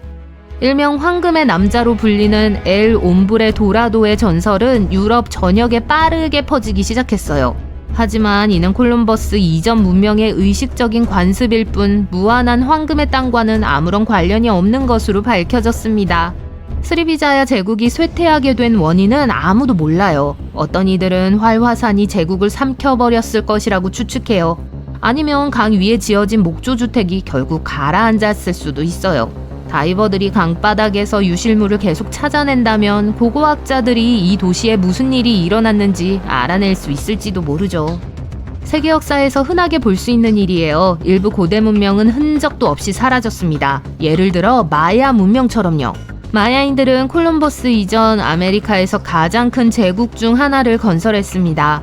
200만 명 이상이 거주했던 것으로 추정되는 이 제국은 6세기 이상 번영을 누렸습니다. 마야 문명의 갑작스러운 멸망은 고고학자와 과학자 모두를 괴롭히고 있습니다. 마야인들은 기원전 1500년 초에 남미에 정착하기 시작했어요. 그들의 문명은 멕시코의 유카탄 반도, 과테말라, 벨리즈에 걸쳐 있었습니다. 제국의 전성기에는 약 40개의 도시를 건설한 것으로 추정돼요. 그들은 또한 현대 과학자들에 의해 발견된 이후 연구되고 있는 복잡한 상형 문자 체계를 개발했습니다. 마야인들은 뛰어난 엔지니어, 천문학자, 농부였습니다. 그들은 옥수수와 다른 종류의 채소를 재배할 수 있는 광활한 농경지에 정착한 유목민이었어요. 고고학자들은 여전히 마야 문명의 유적을 조사하며 마야 문명에 대해 많은 것을 배우고 있습니다. 유카탄 반도에 위치한 치첸이차는 오늘날 발굴된 가장 중요한 마야 유적지 중 한 곳입니다. 이 유적지는 총 26개의 유적지로 구성되어 있으며 엘 카스티오로 알려진 세계적으로 유명한 피라미드가 있는 곳이에요. 이 피라미드는 일련의 정사각형 테라스로 구성되어 있으며 사원의 내면에 각각 계단이 있습니다. 이 피라미드는 깃털 달린 뱀신에게 경의를 표하기 위해 지어졌어요. 마야인들은 건축에 천재적인 재능이 있었기 때문에 특정 그림자를 들이우는 피라미드를 만들 수 있었어요. 특히 춘분과 추분의 늦은 오후에는 피라미드에 6개의 삼각형 그림자가 드리워져 마치 깃털 달린 뱀이 피라미드를 기어 내려오는 듯한 착각을 불러일으킵니다. 그리고 오늘날의 기술로는 이런 효과를 만들어낼 수 없었어요. 이 도시는 2007년부터 신세계 7대 불가사의 중 하나로 꼽힐 정도로 놀랍습니다. 마야 제국은 현명한 자원 관리 시스템과 천문학적 지식을 바탕으로 6세기 이상 번영을 누렸어요. 그들은 일식을 정확하게 예측할 수 있었고 초보적인 기술을 사용하여 금성과 화성의 위치까지 파악할 수 있었습니다. 마야인들은 실제보다 훨씬 더 오랫동안 번영하는 데 필요한 모든 것을 갖추고 있었어요. 마야인의 몰락이 현대 과학자들의 흥미를 끄는 이유도 바로 이 때문입니다. 마야의 멸망 원인은 아직 완전히 밝혀지지 않았습니다. 최근에 발견되기 전까지는 말이죠. 나사에서 수행한 연구가 어떤 일이 일어났는지 설명할 수 있다고 해요. 과학자들은 고대 호수 퇴적층에서 1200년 이상 갇혀있던 꽃가루 샘플을 발견했는데 이는 문명이 붕괴되기 직전의 시기로 거슬러 올라가요. 이 분석을 통해 마야인에 대해 완전히 새로운 사실이 밝혀졌습니다. 마야인들이 끔찍한 질병이나 이 지역의 오랜 분쟁으로 인해 사라졌다는 주장 대신 산림 벌채로 인해 사라졌을 수 있다는 주장이 제기되고 있어요. 아마도 마야인들은 제국 전체를 건설하기 위해 많은 나무를 베어내야 했을 거예요. 나무가 없었다면 토양이 침식되어 비옥했던 땅이 서서히 불모지가 되었을 수도 있습니다. 나사 과학자들에 따르면 이 지역의 기온이 약 6도 정도 상승했을 수 있다고 해요. 그리고 그 시점부터 땅은 더욱 건조해지고 농작물을 재배하기가 더 어려워졌을 것입니다. 기본적으로 마야인들이 번영할 수 있었던 유일한 수단인 농업을 할 수 없었다고 나사는 말해요. 그리고 그들의 왕국은 쇠퇴하기 시작했죠. 그리고 이 이론은 또 다른 발견으로 뒷받침되었어요. 고고학자들은 영양실조의 흔적이 뚜렷한 제국시대의 해골을 발견했어요. 이 이론은 마야의 역사를 새롭게 조명할 수 있을지도 모릅니다. 그토록 강력한 문명을 무너뜨린 원인이 무엇인지 설명할 수 있을 거예요. 어떤 이론이 맞다고 생각하시나요? 마야 제국이 멸망한 이유가 실제로 밝혀진 걸까요? 고대 유적에 대해 들을 때마다 어딘가에 매달려 있거나 나뭇가지 아무렇게나 달려있는 유물을 상상하는 경우는 거의 없겠죠. 사실 전 세계 박물관에 전시된 대부분의 고대 유물들은 고고학자들의 엄청난 양의 발굴 작업을 통해 만들어졌어요. 건물은 제대로 관리하지 않으면 시간이 지남에 따라 사라지는 재미있는 특성을 가지고 있어요. 때로는 일부 건축 자재를 재사용해야 해서 그 과정에서 오래된 건축물이 희생될 수도 있어요. 때로는 버려진 집이 비나 햇빛과 같은 외부 요소에 노출되면 더 이상 버틸 수 없는 경우도 있고요. 일부는 그저 오랜 침식 작용으로 인해 무너져 내리기도 해요. 따라서 건축물이 시간의 흐름 속에서 살아남을 수 있으려면 오직 어떻게든 깊은 곳에 묻혀야만 해요. 그렇다면 애초에 어떻게 묻히게 되었을까요? 글쎄요, 이건 실수의 희극이에요. 고대 도시들은 아이스크림에 토핑을 추가하듯 집안을 서서히 높이는 습관이 있었어요. 이러한 정착조는 계속 늘어나는 인구를 따라잡기 위해 항상 식량을 모으고 건축 자재를 모으느라 바빴죠. 누가 쓰레기 같은 것들을 처리할 시간이 있었겠어요. 과거에는 할 일 목록에서 쓰레기 처리가 우선순위가 아니었어요. 그래서 고대 문명인들에겐 새 집을 지을 때 잔해를 쌓고 그 위에 바로 집을 짓는 것이 땀과 눈물을 훨씬 쉽게 절약할 수 있는 방법이었죠. 하지만 그게 다가 아니에요. 강이 범람해서 도시 바닥에 퇴적물을 쌓아 고대 건축물을 더욱 덮어버리기도 했어요. 그리고 사막과 같이 바람이 모래와 먼지로 춤을 추는 건조한 지역에서는 건축물을 청결하게 유지하는 게 항상 쉽지가 않았을 거예요. 1817년 고고학자들이 발굴하기 전까지 머리가 모래에 묻혀있던 스핑크스가 재밌는 예가 되겠네요. 일부 고대 도시는 완전히 버려져 결국 덮여버렸어요. 인간의 활동이 줄어들면서 식물의 씨앗은 그 기회를 놓치지 않고 여기저기서 싹을 틔웠죠. 씨앗은 공기 중에 이산화탄소를 삼키고 자라면서 점점 더 많은 땅을 차지하게 됐어요. 그 건방진 뿌리는 심지어 썩은 식물 물질로 만든 토양을 안정화하기로 결정하고 흙에 좋은 성분을 층층이 쌓아올렸어요. 마치 대자연이 식물을 충실한 조력자로 삼아 시작한 최고의 DIY 프로젝트 같죠.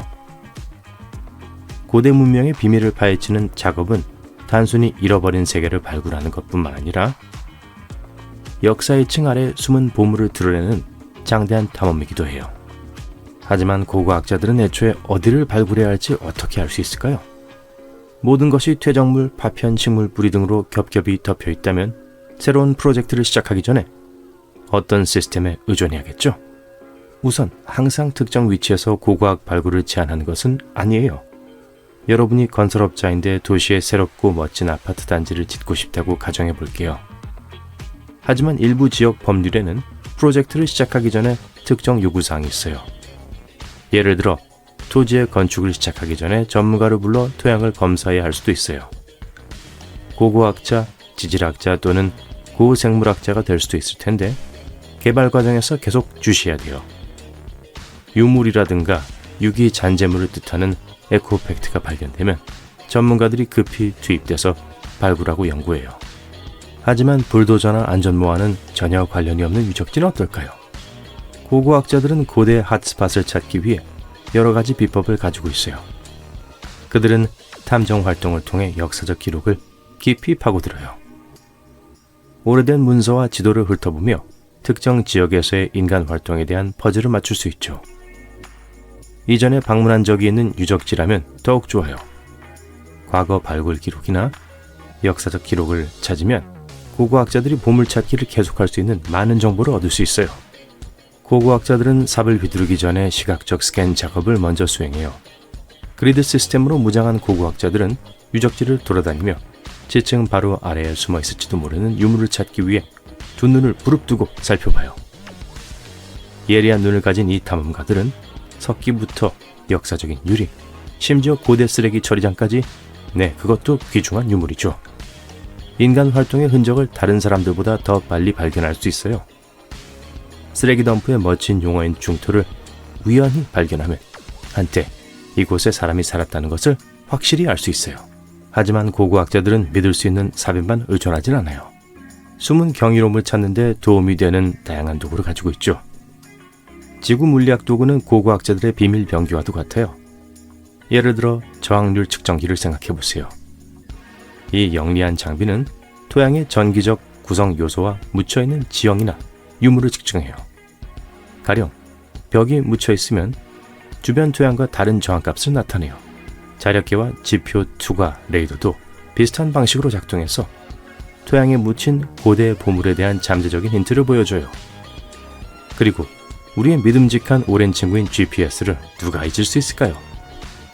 마치 첨단 보물 지도처럼 정확한 위치를 파악해서 고고학자들을 황금 항아리로 바로 인도합니다. 세계에서 가장 중요한 고고학 유적지를 가상으로 방문하고 싶으신가요? 그럼 저를 따라오세요. 예를 들어 영국에는 스톤헨지라는 흥미로운 장소가 있어요. 여기저기 흩어져 있는 수많은 헨지 중 하나이지만 스톤헨지가 정말 최고예요. 거대한 고대 돌들이 펑키한 바깥쪽 고리와 안쪽 말굽 모양으로 배열된 채로 우뚝 서 있고 작은 돌들이 몇 개 던져져 있는 모습을 상상해 보세요. 그리고 그거 아세요? 이 놀라운 돌들은 5,000년 넘게 존재해 왔어요. 바위처럼 견고한 장수의 진면목을 보여주는 사례라고 할 수 있죠. 여기서부터 흥미로운 이야기가 시작됩니다. 전설적인 마법사 멀린이 마술 지팡이를 휘두르자 아일랜드에서 이 거대한 돌들이 순간 이동했다고 해요. 어떤 거인이 이 돌들을 그곳에 모았다고 하는데 멀린은 새로운 장소에 두는 것이 훨씬 더 잘 어울린다고 생각했어요. 다른 사람들은 이 돌들을 고대 로마의 영적 건축물이 폐허가 된 유적이라고 생각해요. 이 놀라운 구조물은 청동기 시대 조상들이 만든 거예요. 간단한 도구와 제한된 기술로 이 기념비적인 걸작을 만들어냈죠. 인상적이지 않나요? 안타깝게도 이 지역에 대해 아직 모르는 것이 너무 많아요. 스톤헨지의 초기 목적은 오늘날까지도 미스테리로 남아있어요. 물론 많은 이론이 있지만 과학자들은 아직 이 주제에 대해 합의하지 못했어요. 하지만 여름과 겨울 동지 동안 일출을 보기 위해 완벽하게 정렬되어 있다는 건 알고 있죠. 고대 도시 폼페이도 마찬가지로 놀라운 고고학적 유적지예요. 상상해보세요. 말썽 꾸러기로 악명 높은 베수비오 산이 화산 폭발을 일으켜 이 고대 로마 도시를 완전히 덮어버렸어요. 이 화산은 현재 이탈리아 나폴리 외곽에 위치한 타임캡슐로 변했어요. 1748년 한 무리의 모험심 가득한 탐험가들이 폼페이를 우연히 발견한 해로 거슬러 올라가 보세요. 탐험가들은 잘 보존된 보물창고를 발견했어요. 거리, 집, 음식, 그땐 조금 오래됐을 수도 있지만요. 화려한 보석, 멋진 조각품, 화려한 프레스코화, 일상적인 생활용품, 심지어 동물과 사람의 유해까지요. 마치 서사시적인 고고학 파티 같았어요. 폼페이는 겉으로 보기에 모든 것을 다 갖추고 있었어요. 멋진 저택과 별장, 2만석 규모의 거대한 경기장, 아기자기한 수공예품 상점, 선술집 같은 아지트, 그리고 호화로운 목욕탕처럼 경달한 호사를 누릴 수 있는 장소도 빼놓을 수 없죠. 사람들이 매일 예배를 드리기 위해 모여들던 아폴로 신전도 있어요. 그리고 폼페이의 번화한 중심지인 폼페이 포럼은 모든 멋진 사람들이 어울리곤 했던 곳이에요. 그리고 그거 아세요? 폼페이는 1997년에 유네스코 세계문화유산에 등재될 정도로 멋진 도시예요. 역사상 최고의 명예의 전당에 오른 셈이죠. 인도의 타지마할과 그리스의 아테네 아크로폴리스 등 다른 유명한 건물과 유적지도 많이 포함되어 있어요. 니콜라 테슬라에 대해 들어보셨을 거예요. 이집트의 대피라미드에 대해서도 분명히 들어보셨을 겁니다. 하지만 테슬라가 피라미드를 둘러싼 고대 미스테리를 밝혀냈을지도 모른다는 건 알고 계셨나요? 잠깐, 뭐라고요? 크로스오버 에피소드인가요? 아니요, 피라미드의 비밀이 코앞에 숨겨져 있을 가능성이 매우 높아요. 먼저 피라미드에 대해 우리가 알고 있는 걸 다시 한번 정리해 볼게요. 피라미드의 신비로운 점은 무엇일까요? 그저 오래되고 기이한 건물 아닌가요? 가장 큰 의문 중 하나는 피라미드가 건축된 방식이에요. 어떤 사람들은 피라미드가 인간의 손과 힘만을 사용하여 만들어졌다고 생각하지만 다른 사람들은 우리가 아직 모르는 어떤 종류의 에너지원이 있었을 것이라고 생각해요. 외계인이 도와준 건 아닐까? 농담입니다. 하지만 피라미드 건설에 미지의 에너지원이 사용되었다는 생각은 오래전부터 존재해 왔어요. 피라미드 텍스트와 같은 오래된 텍스트에도 신들이 우리에게 위대한 힘을 건설할 수 있는 무언가를 주었다고 이야기하고 있어요. 그렇다면 그 당시에는 정말 강력하고 신비한 무언가가 있었을지도 모르죠. 누가 알겠어요. 1900년대 초 테슬라는 이집트의 대피라미드에 집착하게 되었습니다. 그는 이 고대 건축물에 관한 수많은 책을 읽었고 피라미드가 얼마나 많은 에너지를 가지고 있는지에 감탄했습니다. 당시만 해도 전기에 대해 잘 아는 사람이 많지 않았기 때문에 테슬라는 피라미드에 어떤 첨단 기술이 숨겨져 있지 않을까 궁금해하기 시작했습니다. 그는 피라미드의 힘이 전자기학과 관련이 있다는 생각을 했고 그 수수께끼를 풀기 위해 많은 시간과 노력을 쏟았죠. 테슬라는 대피라미드에 대해 꽤 특이한 이론을 가지고 있었어요. 그는 피라미드가 실제로 전기를 저장하고 전달할 수 있으며 이를 통해 주변 지역에 전력을 공급할 수 있다고 생각했습니다. 또한 피라미드가 일종의 수정 에너지를 사용하여 지어졌다는 이론을 가지고 있었습니다. 그는 피라미드 내부의 방에 전자기장을 제어할 수 있는 초강력 수정이 있을 수 있다고 믿었어요. 그게 다가 아닙니다. 테슬라는 피라미드를 만드는 데 사용된 재료에 태양과 달의 에너지를 가둘 수 있는 특성이 있다는 생각도 가지고 있었습니다. 단지 약간의 에너지가 아니에요. 그는 피라미드가 실제로 도시 전체를 밝히거나 어두운 곳에 밝게 비출 수 있는 거대한 에너지장을 만들 수 있다고 생각했어요. 피라미드가 전기를 생산하고 기계를 작동시키는 거대한 발전소로 사용될 수 있다고 생각했죠. 심지어 피라미드가 어떻게든 우주 에너지와 연결되어 있어 영적 깨달음과 치유에 사용될 수 있다고 믿었습니다. 어쨌든 이런 아이디어는 그저 허무맹랑한 게 아니었어요. 그는 고대 유물과 텍스트, 상형 문자, 그림 등 피라미드에 대해 할 수 있는 모든 것을 진지하게 연구했습니다. 그리고 피라미드가 에너지 증폭기로 설계되었으며 건설 과정에서 알려지지 않은 에너지원이 사용되었다는 생각을 하게 됐죠.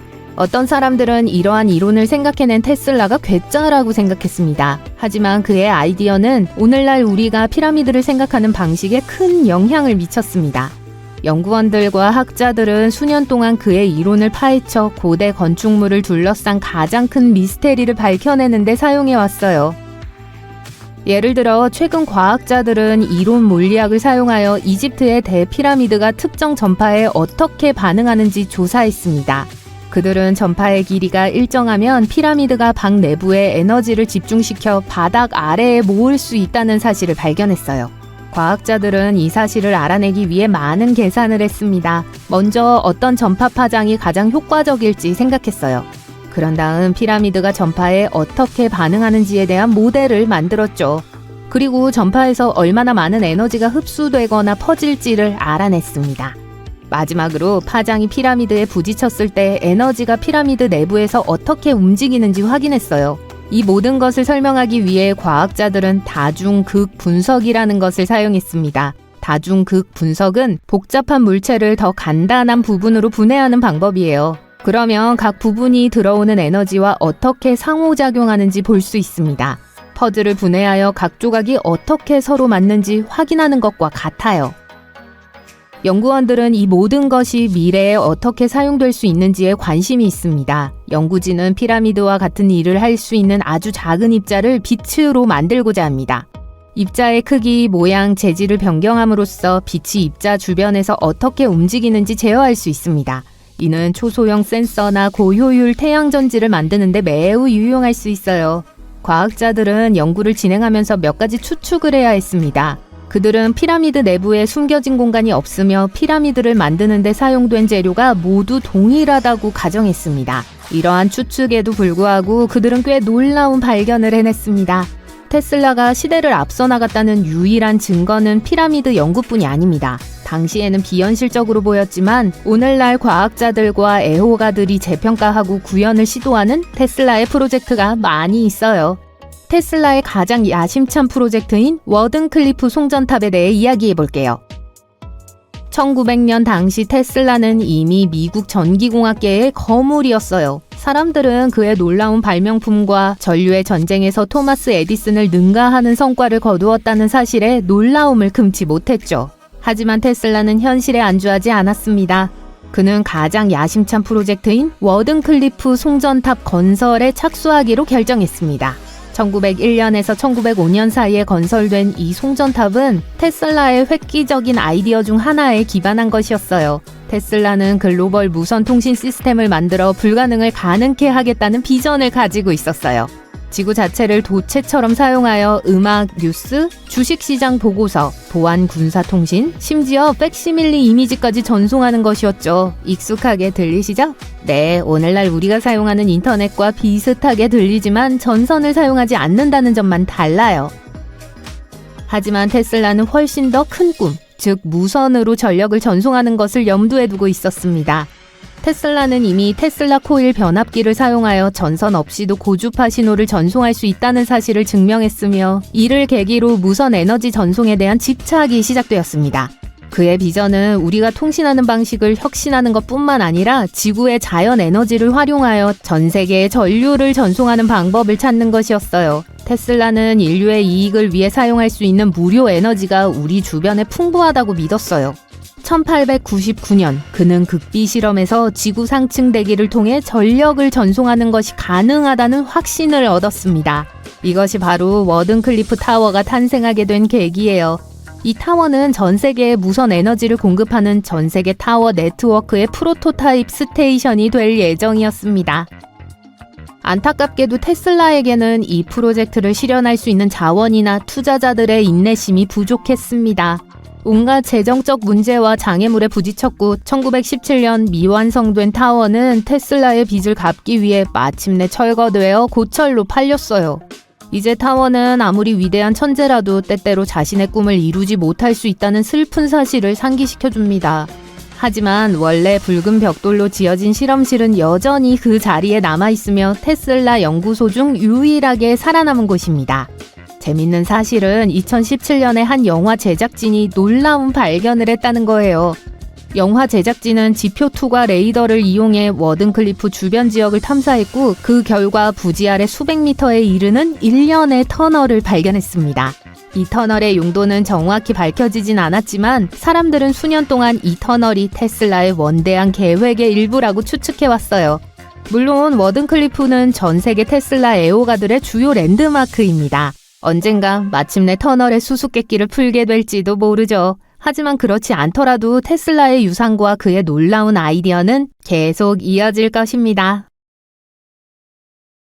1898년 여러분은 샤카라에서 발굴에 참여하고 있습니다. 카이로에서 멀지 않은 이곳은 고대 무덤과 피라미드가 가득한 곳이에요. 여러분은 인디아나 존스 같다고 느끼면서 정말 경이로운 것을 발견하고 유명해지기를 희망합니다. 금, 필사본, 보물지도, 유명한 파라오의 미라. 잠깐, 나무새? 평범한 장난감처럼 보여서 정말 실망하셨을 거예요. 오래된 거지만 그래도요. 몇 년 후 누군가가 여러분의 새가 실제로 고대 다녀 비행기였을지도 모른다고 제안할 거라는 사실을 거의 알지 못했죠.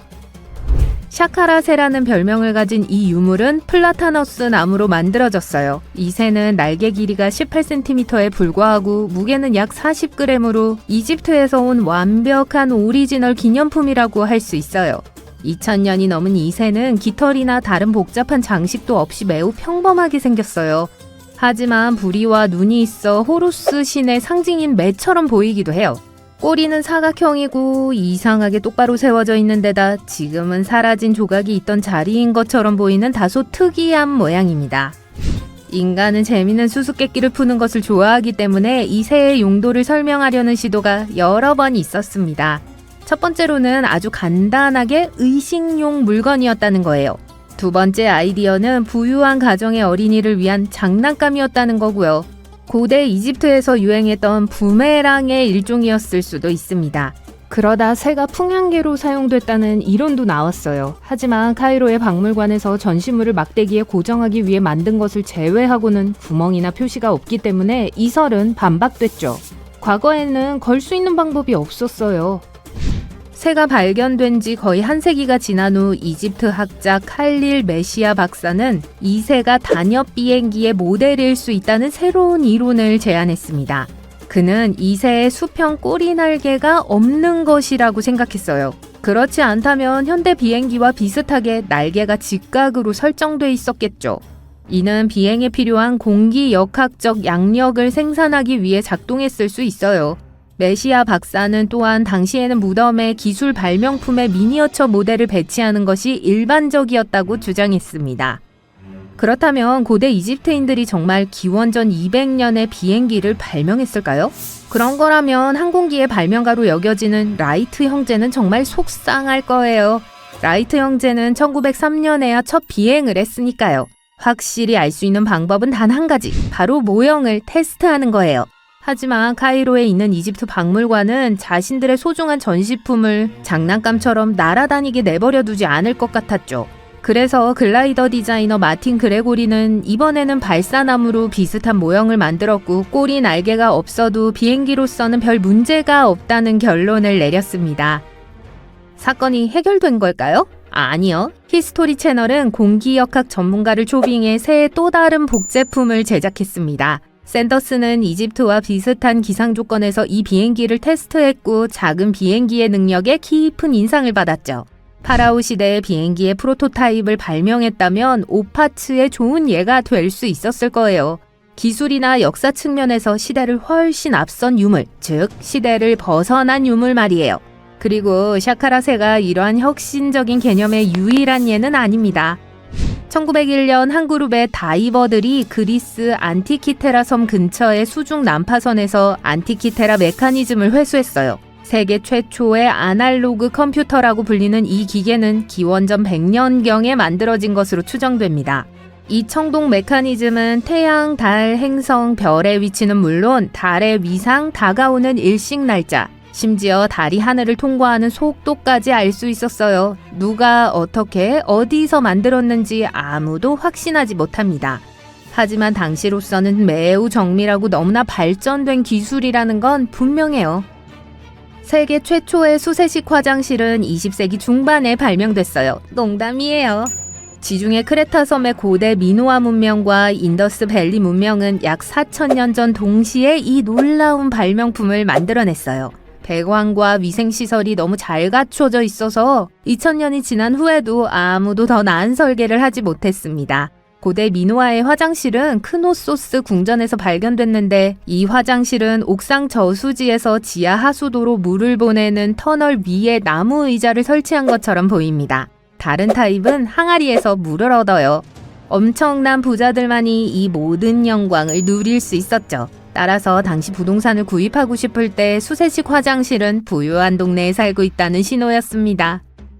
자동문은 1931년에 멋지고 새로운 발명품처럼 보였지만 그 뒤에 숨은 기술은 훨씬 더 오래됐어요. 기원전 1세기로 거슬러 올라가요. 알렉산드리아의 수학자이자 엔지니어인 헤로는 성전 문을 열고 닫는 유압 시스템을 고안해냈습니다. 이 시스템을 작동시키려면 불을 피워 열을 발생시켜야 했죠. 불 아래에는 물이 반쯤 채워진 놋솥이 있었습니다. 발명가는 놋쇠 냄비를 추역하를 하는 용기에 연결했어요. 불이 타오르자 물이 용기로 이동했습니다. 그리고 내려가서 밧줄을 당겼죠. 생각할 겨를도 없이 눈앞에서 열리는 슈퍼마켓 문과 다를 바가 없었어요. 헤론의 문이 열리는 데에는 몇 시간이 걸렸고 그 과정을 멈출 방법이 없었습니다. 그래서 하루에 한 번만 사람들이 사원에 들어가기 전에 문을 열어 의식 중에 사원의 신비감을 더했어요. 으스스하네요. 최초의 배터리는 약 2000년 전 바그다드에서 발명된 것으로 보입니다. 1938년 독일의 고고학자가 이 타원형 점토 항아리를 발견했어요. 과학자들은 이 항아리가 어떤 용도로 사용됐는지 정확히 누가 발명했는지는 아직 특정하지 못했어요. 귀금속으로 물체를 전기도금하는 데 사용됐다는 설이 있습니다. 식초와 같은 약산을 채우면 배터리에서 약 1V의 전기가 생산된다고요. 또 다른 설에 따르면 신성한 두루마리를 담는 그릇이었다고 합니다. 레오나르도 다빈치가 직접 디자인한 콘택트 렌즈를 구매하고 싶으신가요? 1508년 그는 한쪽에 깔때기가 있는 유리 렌즈를 발명했습니다. 이 렌즈를 착용하고 안쪽에 물을 넣으면 시력을 개선할 수 있었죠. 조금 불편할 것 같긴 하네요. 그래서 약 1세기 후 프랑스 과학자 르네 데카르트는 이 아이디어를 개선해서 각막에 접촉하는 미래형 렌즈를 만들기로 결정했습니다. 눈에 접촉하기 때문에 컨택트 렌즈라고 하는 거겠죠? 액체로 채워진 유리 튜브는 시력 개선에 도움이 됐지만 슬프게도 깜빡임은 불가능했어요. 몇 세기 후 유리 산업의 새로운 기술을 통해 과학자들은 눈에 맞고 착용자가 눈을 깜빡일 수 있는 콘택트 렌즈를 디자인할 수 있었죠. 감사합니다. 하지만 그 렌즈는 무거운 유리로 만들어져 눈이 숨을 쉬지 못했어요. 약 50년 후 콘택트 렌즈는 가볍고 깨지지 않으며 긁힘에 강한 플라스틱으로 만들어졌지만 여전히 눈 전체를 덮고 있었습니다. 그러던 중 1948년 영국의 한 광학 기술자가 우연히 플라스틱 렌즈를 사포로 연마한 결과 각막만 덮어도 렌즈가 제자리를 지킬 수 있다는 사실을 알아냈습니다. 19세기 런던에 살면서 뉴욕으로 메시지를 보내야 한다고 가정해보세요. 배를 타고 뉴욕까지 가는 데는 약 10일이 걸렸을 거예요. 따라서 1858년 배달 시간이 며칠에서 몇 시간으로 단축됐던 건 정말 대단한 일이었습니다. 첫 번째 메시지는 빅토리아 여왕이 직접 보냈어요. 이 모든 것이 대서양 횡단 전신 케이블이 바다 밑을 통과한 덕분에 가능했습니다. 안타깝게도 이 멋진 발명품은 몇 주밖에 지속되지 못했어요. 이 발명품이 다시 살아나는 데는 몇 년이 걸렸습니다. 과학자들은 세상을 바꾸는 발견을 하지만 그들도 수수께끼에 직면할 수 있죠. 과학자들을 당황하게 만든 10가지 수수께끼를 소개합니다. 저주파의 윙윙거리는 소리가 계속 들리는데 아무도 그 원인을 추적할 수 없다고 상상해보세요. 전 세계 인구의 약 4%가 윙윙거리는 소리를 듣습니다. 이 소리는 지역에 구애받지 않는 소리예요. 전 세계 모든 사람들이 듣기 때문에 발생하는 지역에 따라 타우스험, 오클랜드험 등 다양한 이름으로 불려요. 이 소리는 사람의 청각 문턱에 있어요. 밖에 있을 때는 덜 들리고 실내에선 특히 밤에는 더 크게 들리죠. 더 무서운 건 한 번 들으면 다시 들을 수 없다는 거예요. 어떤 사람들은 크리스마스 캐롤을 쓴 찰스 디킨스 시대에 런던에서 시작됐다고 말하고 저주파 소리는 실제로 험버그에서 나온다고 해요. 아닐 수도 있고요. 최초의 사례는 1970년대 중반에 영국 브리스톨에서 기록됐습니다. 과학자들은 윙윙거리는 소리의 출처와 일부 사람에게만 들리는 이유에 대해 다양한 이론을 가지고 있어요. 하지만 아직 명확한 답을 찾지 못했어요. 파도가 해저를 따라 움직일 때 발생할 수도 있어요. 파도가 대륙분과 충돌할 때 지구를 흔들기 때문일 수도 있고요. 화산 폭발과 지진으로 인해 발생할 수도 있어요. 잠수함이나 5G와 통신하는 데 사용되는 초저주파 무선 신호라면 어떨까요? 업스윙은 미확인 소리의 또 다른 유형입니다. 1991년 태평양에서 발견됐는데요. 이 소리는 바다 전체에서 녹음될 만큼 충분히 높아요. 과학자들은 이 소리가 수중 화산 활동과 관련이 있을 수 있다는 이론을 세웠습니다. 흥미롭게도 이 소리의 크기는 처음 발견됐을 때와 비교하면 점점 줄어들고 있어요. 하지만 여전히 감지할 수 있죠. 게다가 계절적 요인도 있어요. 봄과 가을에 가장 높은 볼륨에 도달해요. 계절적 변화와 관련이 있을까요? 아무도 확실히 알지 못해요. 다음으로 신비한 것은 이스라엘 갈릴리 바다에서 발견된 원뿔 모양의 건축물입니다. 이 기념비는 2003년 소나 스캔에 의해 우연히 발견됐어요. 하지만 발표된 건 2013년이에요. 이 기념비의 무게는 6만 톤입니다. 한때는 밀물 때문에 물에 잠겼었죠. 고고학자들은 이 기념비의 출처를 알 수 없기 때문에 수수께끼라고 말해요. 그들은 그것이 무엇과 연결되어 있는지 또는 그 기능이 무엇인지 알지 못해요. 그래서 이 거대하고 특이한 건 여전히 미스테리로 남아 있습니다. 터키의 고베 클리테페로 이동해 봅시다. 이곳은 세계에서 고고학적으로 가장 중요한 유적지 중 하나예요. 왜 중요할까요? 약 11,000년 된 거대한 조각돌이 있기 때문이죠. 원근법으로 말하면 스톤헨지보다 6,000년이나 더 오래된 유적이에요. 고대인들은 농사를 짓거나 금속 도구나 도자기를 만들기 전에 이 돌을 놓았어요.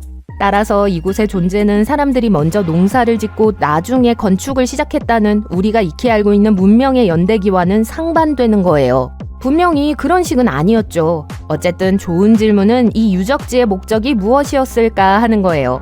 어떤 정령을 숭배하기 위해 지어진 것일까요? 네, 고고학자들은 이 사원이 세계에서 가장 오래된 사원일지도 모른다고 생각해요. 팔레오딕티온 노도섬은 화학 공식처럼 들리지만 해저 깊은 곳에서 발견된 살아있는 화석입니다. 어떤 생물이 이 육각형 굴을 만든 건 확실해요. 하지만 과학자들은 그 생물이 누구인지 밝혀내지 못했습니다. 그렇다면 살아있는 화석이란 무엇을 의미할까요? 팔레오딕티온 노도섬은 팔레오딕티온 화석과 거의 동일한 굴을 만든 것으로 추정되는 생물입니다. 벌레와 같은 동물이 굴을 만들었을까요?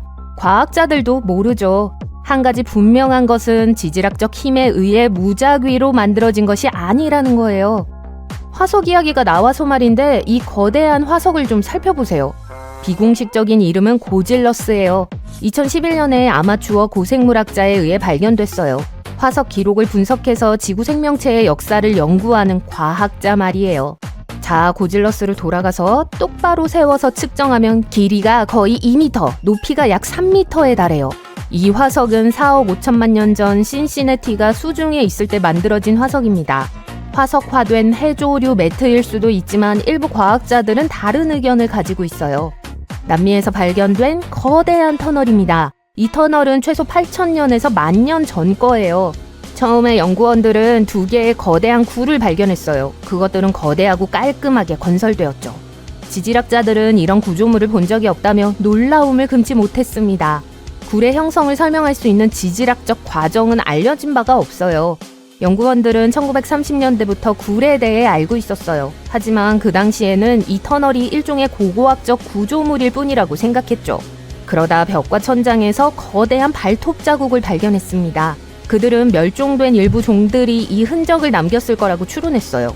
많은 지질학자들은 거대한 땅 나무늘보와 아마딜로의 굴을 발견했다고 강력하게 믿고 있습니다. 이 구조물은 아마존에서 구석기 시대의 굴로 알려진 가장 큰 굴이에요. 하지만 전문가들은 많은 의문을 가지고 있어요. 어떻게 이렇게 의도적으로 보이는 구조물이 자연적으로 형성될 수 있었을까요?